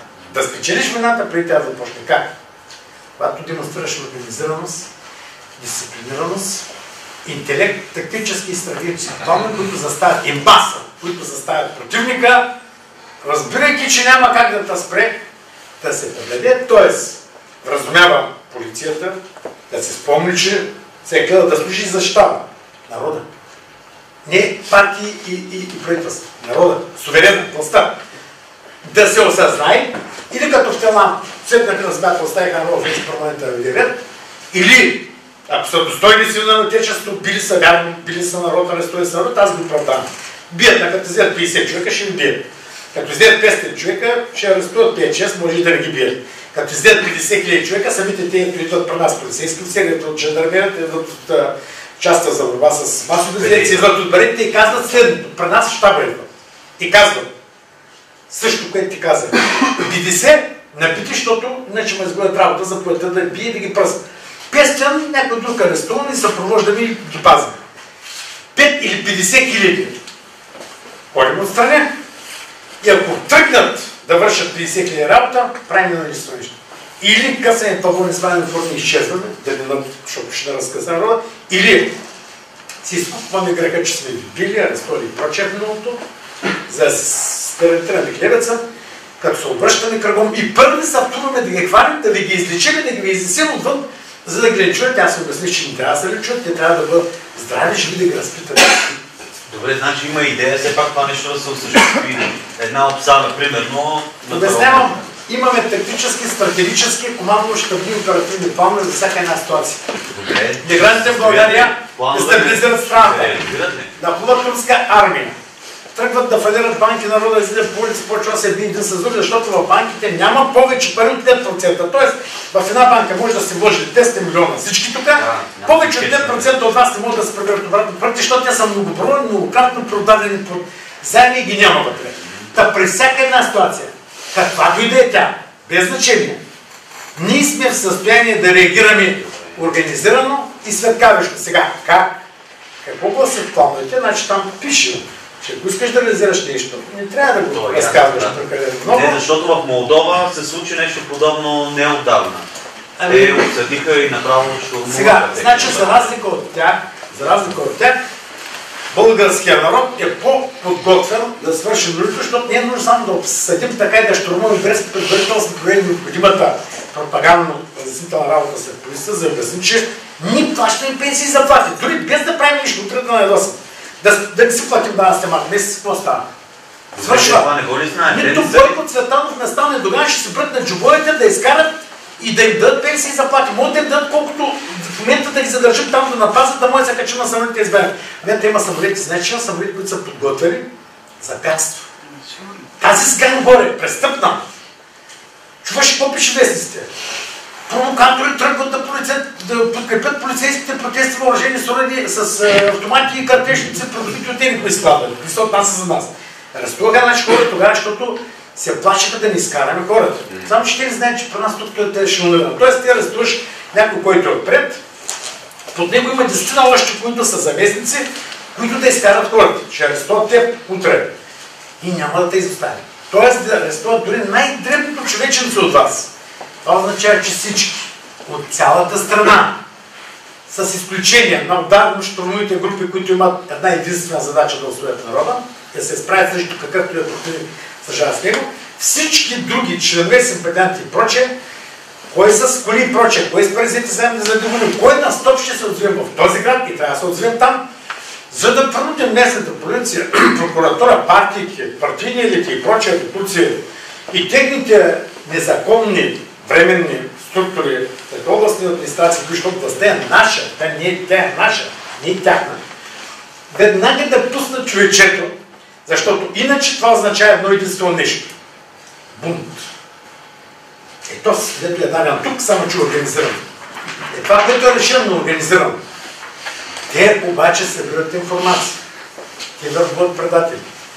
Някои от служителите служат и вършат работа, макар че вършат на незаконната база, на престъпниците, които незаконно са пробили, разграбили, разпорят България, но не вършат.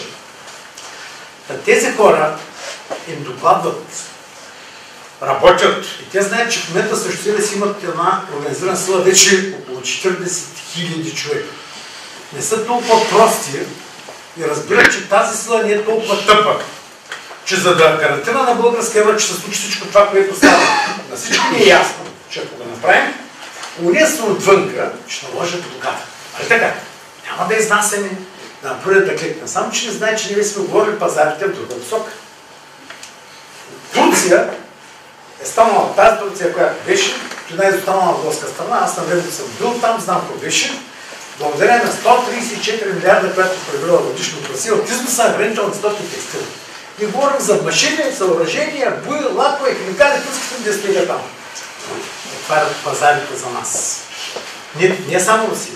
И други държавите от други.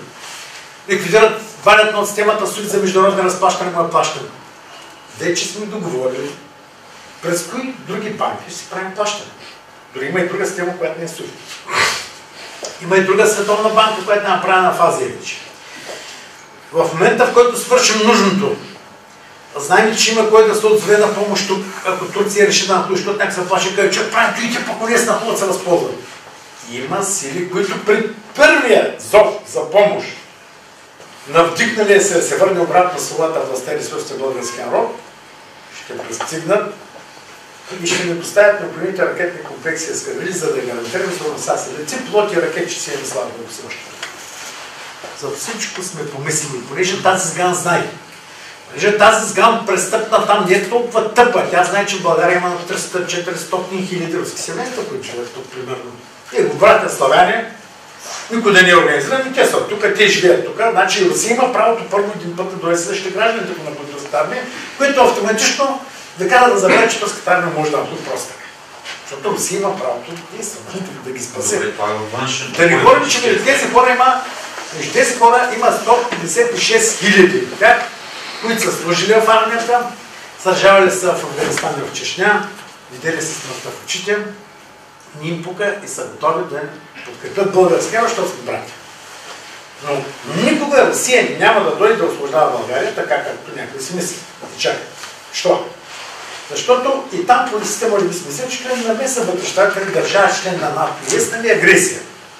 Ако обаче там чуят, че българския народ суверена си иска обратно на свободата, възстърствате незаконно, чрез преврат и фалшива конституция, направена от бандата престъпница и пази задника, се е вдигнал на битка, за да се освободи. да си ги върнем, да върнем бъдещето на децата си, да той трябва да върнем.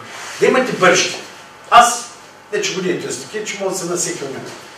Работя на такова место, където ежедневно съм на весен изкоми живота и мога да не се върна на децата на България трябва да върнем. И да възродим ускорено годината в условията на военно-мобилизационния план. Всяка една държава света има такъв план за време на война, който позволява светкавично цялата промишленост, индустрия, военно-промишлено признава всичко да започне, транспорт, комуникации да започне да работи под военното ръководство държава, за да се мобилизират всички сили да оцеляват държава. Това позволява да се възстановят икономически вериги. Военно-промишлен комплекс на една страна включва 40-50 предприятия, които произвеждат уредия, произвеждат картечници, боеприпаси, вериги, тракове, куполи на танкове, бронетранспортери и прочее. И той се сглобява някъде. В момента, който всичкото е пръснато, е част. Там дава възможност всичкото веднага да се възстанови. Цялата верига и почне да работи с държавата и да оцелява. Това означава, че ще има кухня, че няма да стане народа гладен, че всички ще бъдат изхранени, че ще мобилизираме болността и от хората 24 часа, че военните за какво ще работят пълно, ще има работа на целия народ, защото ние виждате, че в момента сме върнати 100 години назад. Едно време имате тук от бургасците, кораби на въздушни отбранници, комети, ракети, помни ли ги някой от вас? Имахте. Имахме във всички села, в Согорбански район, всяка огромни отряди с стопанска авиация, които пръскаха после. Имахме напояне. Няма унищожение, сме 100 години назад върнати. Имахме един от най-големите редовни флотове в света, където няма го вече, всичко е унищожено. Всичко това ще се върне, високотехнологично. Успоредно с нас и в други държави народите ще се надигнат да действат за отвлекат вниманието на противника. Тези неща се правят или когато противника сам даде повод да ги направиш, или когато пък създадеш такъв. Виждам, че в момента няма накъде. Ние сме заставени да го направим. Искаме да оцелим. Иначе, ако искате да бъдете роби, продължавайте да живеете с мисълта, че някой друг е власт, а не ви. Вие сте суверена, вие плащате заплати. Онези горе са нашите слуги. Роби всеки ден ми пишете в Фейсбук, в медии, в преса и задръжте така, че вие сте суверена, а тази сграм там са нашите злощастни слуги. Роби, които му е средитен погаза, правим с тях каквото си искаме. Защото няма в света, 100 пъти съм казвал, няма някъде създаден един народ, някой нас на състава, да нададе на една власт, да намачка и да прави каквото си иска, да ми говоря смешник и дебил, да ми говори назидателно от така на национална телевизия. Има народ, който слага някакви буклучета там. Той трябва да слага най-достойните. Достойните реално да служат. Но той в момента не е сложил. Ние са узурпирали властта, да събрали са банда дебили, който тъп по-тъп и малумен, такива избират след себе си, да изпъкват на техния фонд и да могат да грабят и да унищожават. Други въпроси. В момента как може да стане това физически? В момента според мен няма как да стане. Един преврат, защото полицията и армията реално ще защитят тези 240 човека. Решиш. Значи, трябва да ти обясня, че в момента в нашите редици, поне ние сме партия. Военни и полицаи са длъжни да бъдат деполитизирани. Ние сме партия. Пред нас в момента масово, всеки Божи ден, се вливат действащи офицери, сержанти и войници, кадрови, и бивши действащи по същия начин, бивши действащи полицаи.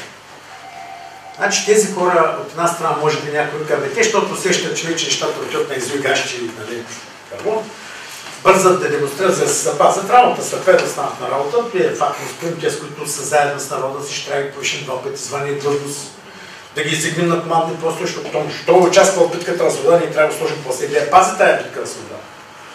А ние да някой дет нищо не правил, да дадем на него да пази. Сега на някой му подаряш на кучето, огледа 3 дена в Угария, почти не е разход, на 4-я година в Показека, бахте кучето, ваксините по 70 лет, книжката му само за противоболки, той ще изселя чувала за храна, айде изчезва така. Ако го купи обаче, виж как гладен струва му купува и ваксини, и книжки, и работи, и го четка, всеки ден и го стресва. По същия начин, който е участвал, последствие ще възможно всичките си творчески възможности. Ще пратим комисари, да отидете всеки ден, каквото му е през сърце и го разбира, да отиде да командва и да контролира там тази сграм, тия фабрики, заводи, кметства и прочее, вършили работа, ВИК-то, сменяте водопроводи по улиците всеки ден, дето са от 30-40 години и изтича водата, слагат ли, опълнат ли нови жици, асфалтират ли пътища, не да кърпят дупки или не. Като не вършат работа, мачкани, свалени към затвора, другите. Там ще бъде всеки един от вас. За да гарантирате, наистина в тази държава еднакво управление всяка. Във всеки един град няма такива избираеми кметове. Кой избира? Град, който плати повече, която партия на власт, народ да вярва, че щом ние кмете от ние, Тя ще да направи да се оправя там на това место, нали града. Но истината е, че всички ние си плащаме данъците в цялата страна. Какво е виновен пример? Той, че виното градче, кмета не от ГЕРБ, и там не дава пари. Платили си данъците той. Работи ли като ССТ граждани? Да. Защо делим за едни за градовете на БСП, като БСП на вас, или на ДПС, когато е пресит, те са вече на вас, или за ГЕРБ, когато ГЕРБ на вас, а за другите дето ги няма. В цялата страна, един и същи ден, един и същи час, трябва да се прави едно и също за полза на народа. Нови университети, огромни спортни центрове, не да ми пушат триве, се чудят по дискотеките как се напиват, там да тръгнат библиотеки, лаборатории, да могат да правят си да се занимават, да им пречисти резултати, ще учат тези учебни заведения. Те в момента говорят ми в химико-технологичен институт, че те няма лаборатории. Аз на време помня, лабораторите, припадахме спиртниците, смесвахме химикали в училищата. Те в момента няма ли. Правили опити ги правили така електронно, с някаква програма, наливали от една проветка в друга, те ще сме се били работа ли, не се изключите да се опариш, просто да вземи да гори в водата, да се чуеш какво правиш, няма как да ги научиш. Там, вашето место на всички е там, да въведете ред. Кой е в полицията, кой е в армията, някой от вас, трябва да ги върнем там, нищо са пенсионери.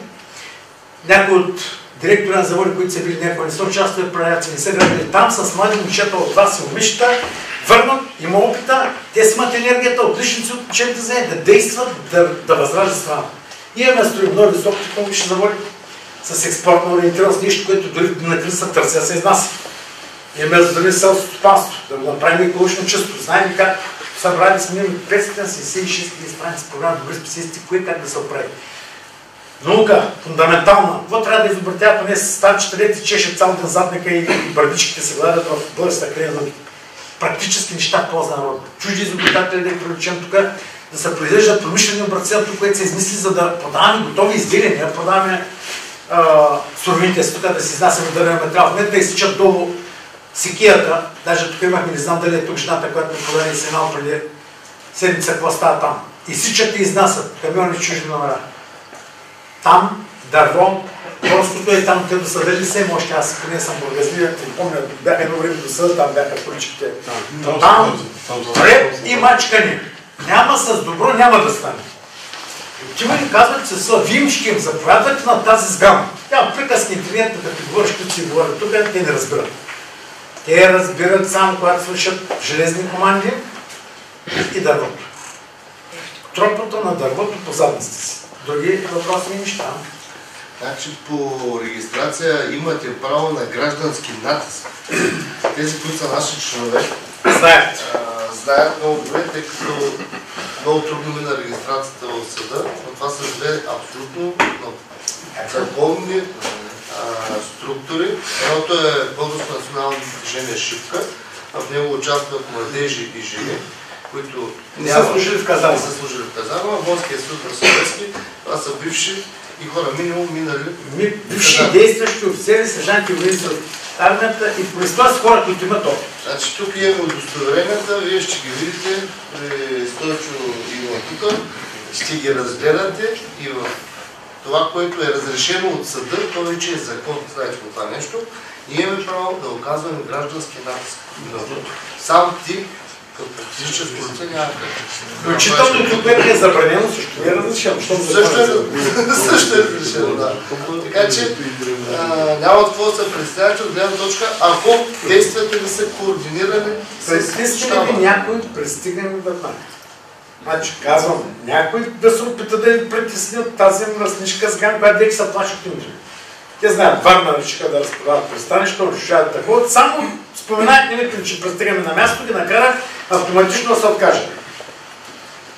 Сега в момента бягат да молят нашите членове от моторизираните ни групи, защото ние ми хора с АТВ-та, с мотоциклети, рокери и прочие, които са при нас. Тоест ние работим на това да притежаваме възможността бързо да прехвърляме нашите съединения, части, групи там, където е нужно. Ако е така да не участваме в разни антиобществени и прочие, то няма антиобществени, това антидържавни, защото държавата сменим. Да правим сме тест регистрация на двете организации, те ги сменим. Аз на мен лично ви казвам, че на мен не ми трябва никаква регистрация, тъй като аз считам себе си за власт. Аз властвам над себе си, аз съм свободен човек и не ме интересува кой ти отгоре. Може цяла България са приети да са протиите, да си поете ръцете и окуват.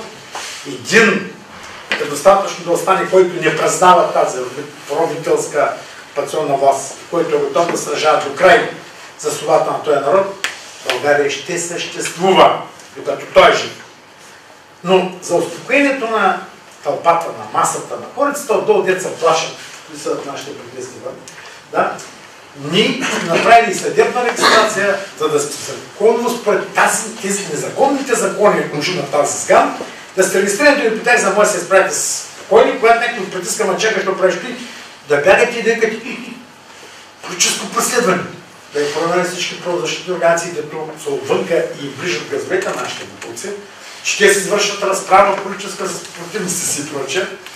И докато те помежду си случаите на днес господари клягат, ние да въведем ред и да направим това, което трябва. Тук вървят едни колони, които са огромни израза, беше даже в един страшен. Защото полицията направи нужното, така случайки им се пак, да разпръснат строя по светофарите, но минаха през гран всяка. Значи, ето и местните кадри и ръководители. Тренират, занимават се, съберете се, съдете, разпределете ги по райони, да се знае този квартал, тази уличка, толкова отделения, толкова звода. Днеска някой от вас създал отделение от 5 човека, може да се окаже, че след 2 седмици вече командна рота, защото под него те създали няколко от нея със звод, няколко звода са рота. Званията няма да чакаме да ви ги дава някой отгоре. Всеки един от вас, създавайки собствените си групи отделения, става техен коментар. Като дойде времето за боя, ако няма кой да ви ръководи бой, аз лично ще ви поведам бой. Лично ще бъда там. Нища да съм командир, искам автомат. Не искам автомат, аз ще повдигам. Не искам, аз мога само да се снабдя с което е необходимо на полето на боя. Лично като обикновен български воин, дори неща, никакви звания, махам всички звания от себе си, дори не ги признавам, които са ми дадени в тези времена. И тръгваме да свършим нужно. Знам как се воюва, воювал съм. 20 години на територията на различни православни, славянски и други държави, където световната връзничка сган е извършвала всякакви разгледи на държави, тия разпалвали войни, локални военни конфликти и прочее, съм бил там като доброволец. Има хора, може би, които знаят. Не съм умрял. Жив съм. Искам да ви кажа, няма какво да се плачат. Така или иначе ще умре. Та или иначе. Няма един дето да се срещнал до метър, да е бил безсмъртен и да е на 500 години. Всички са отишли на края на града. Даже едно време от християнството от Западна Шнока си викат прака ще по-гали, аз не знаем бургаските свещеници от това време. Така че по-добре да умрем с достоинство и чест в бой, отколкото като жалки, черни, пълзящи и ближащи краката на някого, отдолу позорно. Предателите, страхливците, дезертьорите да служават вечен позор, вдовете и децата им също. Ние знаем, че сме истински български граждани, без значение колко каква религия, партия, етнос, пол и прочее. Ние сме родени на тази земя, израснали сме на нея и както Първата световна война фронта заминава български и православни, и мусулмани, и вярващи, и вярващи, и стражат от фронтовете при добро поле, разбивайки полковете на арабите, които пристигате на неграта, догарането на англичани и французи, ги разбиваме и ги обръщаме на бягство и впечатваме едната с историята. По същия начин идва нашето време. Трябва да ви кажа, че поне съм командал войскови части по света, където се варвали като доброволци. Някои хора, които може да ви изглеждат много смешни, нещастни, незначителни, незабрили между вас. На бойното поле стават страшни герои, са показвали това, може да стоят радост, каквито след хора завършили 10 военни училища, за съжаление не се случва. Вие сами решите какво ще правите. Ще воюете ли, помагате ли, се структурирате ли докато време, просто ние в момента правим на нещо. Значи ние действаме, работим си и се знаем какво правим. Искаме да не стигне положение, което заварва всяка една година дойде снега, пак неочаквано, пак улицата на друпваща клон. Може земетресението, сградите или биляете земетресението. Не искаме да се в положението, където кръстата се обърнала и тогава почва кое камъче обърна, на що обърна, какво да направим да не се обръща и прочее. Искаме да сме готови каквото и да се случи, да започнем да реагираме както къща веднага. Нещо друго да искате да кажете. Там какво ще кажете? Там отзад още две има достойни. Виждам, че и разбирате за това, за което говорим. Кажете. Искате да кажете? Аз имах да въпроса като подготовка някаква, да кажа, айде силно казвам военна, някаква подготовка. Някакси, как може да се организираме? Обяснявам, бързо за да ти го ценното време. Нашите кадри тук, които ръководят разминато в Бургас, са на 100. Провеждат тренировки и подготовка. Отделно от това всеки един от вас нека прецени собствените си възможности и способности на какво би могъл да издържи, какво би могъл да постигне. Ако трябва някой в момента жите ги напренасочени към санитарните си части, раззнателното подразделение. Включително и свързващи такива, защото на жите никой не обръща внимание, пратил напред по полосата за настъпление на нашите групи, минава с количката, пуши с цигарката, с капелка и вижда къде противника концентрирани изгражда засади. Ние ги заобикаляме, да стигаме в гръб, ще го накараме да се преде и този инструмент, който притежава земеделски музикален, да го праде в ръцете на нашите хора, които се тръгнат право. Или санитарните дружини, като лекарки и такива. Имаме дори лекарки на по 72 години, които в момента са в нашите листки стари на 72 години жени. Свързочнички карат курсове за радио, т.е. ние са готвим за всичко. Т.е. може да няма телефони, може да няма това радиостанция, има как да се работи и да действаме. Значи с местните момчета за организиране, координиране, тренировки, бъдещи съвместни действия, които да покажеш на местната власт, че сте сила, пред която тя трябва да претери, какви караме да се претери, защото ние понякога може да достигнем и по-масово тук да ви подкрепим, за да ги стреснем, нали? Защото те в момента се боят. В момента говорят, че трябва да ги свалят ЦРУ, МОСАД, руснаците и прочее. Като чуят за военния съюз, си им се струва, че някой друг път ги сваля барабар с нас. Те не знаят каква сила огромна. Виждат, че има огромна. Не могат да разберат всъщност кого е свързана тази сила. Който с гърба и те не могат да рече български народ е способен сам да се организира, а не само чака някой друг да го спася, защото е срамно и позорно някой друг да да не го спася. Да треперят. Тъй, че смесни така да решават всичко. Ако има въпрос, който те не могат сами да решат, те веднага се свързват щаба, разменяте си координатите с тях, за да може бързо да комуникирате. Ако възникне кризисна ситуация и потърсите или те да ви обявят, че започва мобилизация. Ние знаем всичко. Ние в момента раззнателна мрежа изграждаме. Българите по света също не информират какво се случва там. Всичко работим грамотно и професионално. Няма държава да вечер има с 100 човека конферентна връзка в Чехия от Ряна Гордове. Сформиран. Българите по света започват да изграждат групи, които да се завърнат, когато настъпи деня, и да помогнат за възраждането на родината. За разлика от слайдите Пирон един там да ги опитира да направят едно, как беше това, там мажоритарно гласуване и прочее, което означава нещо. Всички тук сте, за тях сте роби. Вие сте лишени от правото да избирате, да имате право да избирате, нямате право да бъдете избирани. Как? Много просто. Ни мажоритарно, ни партийно, никой няма да ви пусне отдолу да бъдете избрани, поради простата причина, че за мажоритарните избори, за които гласослави там прави референдума, е ясно, че трябва да сформираш инициативен комитет, да събереш 16 000 гласа, подписа, с система на егените адреси, да се подпишат, да ти издигнат кандидатурата, да отидеш да внесеш огромната и непосилна за всеки български гражданин няколко хиляди лева парична гаранция за сериозност на населението, и да пускат да седиш на избори. На изборите е справен срещу партиите и другите олигарци, защото само богати хора могат да се позволят. Трябва да събереш няколко хиляди подписа предварително. Това защото трябва да направиш 10 000 събрания и страната, 2-3 човека да се гласят да се подпишат, това означава, че трябва да похарчиш 2 милиона само в началото. Да отидеш на избори и на срещите това начало купил 20 000 цигански гласа, ти трябва да купиш 21. Тоест трябва да ги купиш. Защото никой от вас не е толкова познат пред правилно слайд, телевизията, което е, защото ти е народно свързан. Това означава, че ви сте обречени са чисто финансови и ограничителни мерки. Съгласно законодателство. Сте лишени от правото да бъдете избирани. Може само да им ближите газета и им потвърждавате легализацията, че ги избираме тях. Така че този начин няма да стане. Няма да стане с партиите в парламента, защото Атака всяка вечер гледаме. Днес е така законопроект по Алфа, но ден днешен един не минал. Що? Значи не може 20 депутата да накарат 220 депутата да гласуват нещо полезно за рода. БСП. партия с 25 годишна история, хиляди симпатизанти, пари, 25 години прибират държавни субсидии. Вкараха ли вота недоверие? Мина ли? Не мина. Що? Ама как да продадеш другите групи? Значи всичко, което ви говоря, че парламента може да стане полезен за България, е невъзможно, е една жива лъжа, която цели да не се борим, да чакаме някой друг да направи, докато такива, като по-възрастни от нас, които имат опит, които разбират от воденето на война, от съвременна такава, и са готови да тръгнат на штурм, измрат, и останете които лесни жертви, защото ви не разберат от война срещу вашата наемници. Да изгубят, да ви приведат нас.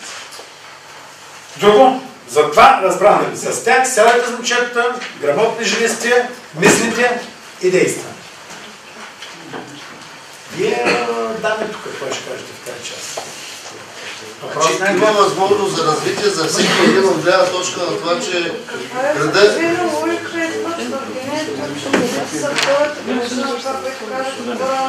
Обяснявам. Я ви обясня, обаче аз много съгласна с това твърдение. Като мисля, че една истинска Бога, когато чувства така, би предпочела такива неща, като се случват. Абсолютно се права. И аз заради това и казах. Има едно такова към... Права си, аз заради това казах, в потвърждението, което твърдение казах, че тези жени, които заедно с мъжете и приятелите си или сами тръгнат да участват в битката на свобода, са достойните българи. Това са... Не съм разбрал право. Значи аз казах така, че тези жени, които са край нас, с голяма любов, да карат да седим вкъщи и не правим нищо, много ни обичат. Много ни обичат, но ни оценят. Не, аз говоря дори при реални случаи, и аз съм имал такива, разбираш. Значи те да обичат да разсъждават прямо. И аз се обяснявам. Тук има деца. Аз не бе човек, имам деца, но цяла България има деца. И тези всички деца са наши деца. Значи аз се кланям краката на всяка една жена, която или подкрепя мъжа, който или сама, движена от майчествите. Ти знаеш, че в момента не е повече жени, колкото мъжа. Които в момента сами са при нас и вършат това, което трябва, защото мислят за бъдещето на нацията и на собствените си, дори неродени още деца. Заради това казвам пред такива жили поклон, а пред такива, които се мъчат на нелеки са до нас да ни спрат, да казват, ма ти имаш деца и прочие. Мислят ограничено и мислят само за себе си, от голяма любов, но егоистична така, те не мислят, че не само ние имаме деца, че цялата наша нация има деца и че те са наши деца. Заради това си абсолютно правите чест, че си тук. Такива неща искам да чувам. Защо? Най-странното е, срамното в момента, господа и другари мъже, последните дни, освен полицаи, действащи военни, действащи полицаи, по-масово от нас, предиците, влизат жени. Влизат момичета 8 клас, 9 клас, 10, 11, 12, 13. Влизат студентки. В Русия масово студентките бяха. Не момчетата студенти. Студентките пристигнаха с преподаватели да се срещат. Влизат момичета току-що завършило училище, да почнала се редиторка, някъде си скара хлебец. Това са достойните хора. Мъчи са помогни на семейството си, като работи. Такива жени трябва да ги нося на ръце. Второ, което не следвам и тях и вас, ако имате хора, които не ви разбират, не ви ценят, събирайте се помежду си с такива. Та в опълчението ще се родят хиляди такива бракове, които ще бъдат трайни и в битката ще бъдете заедно със своите жени. Аз казвам и с децата си, като нямаме армия в момента, която да свърши от 34-та година, жените и децата ни, и ние, ще се превърнем в армия и ще свършим нужно. И тази сгън, че бяга и те ще пълзи по границата и се мъча са фаща за храстите, за да успее да издрапа, да избяга. Ние сме подготвили групи, които ще ги чакат на летището, да ги спрътнали на други места. И народа обича ще ги дърпа и ще ги разкъсва. И ме гарантирам, че когато тръгнем за столицата, да стигнем там, ще бъдат разкъсани, за съжаление, трябва много бързо нашите групи, които са там, да успеят да ги спасят, защото не трябва че да здраве да ги разпитат. Да кажат къде са първи. Да.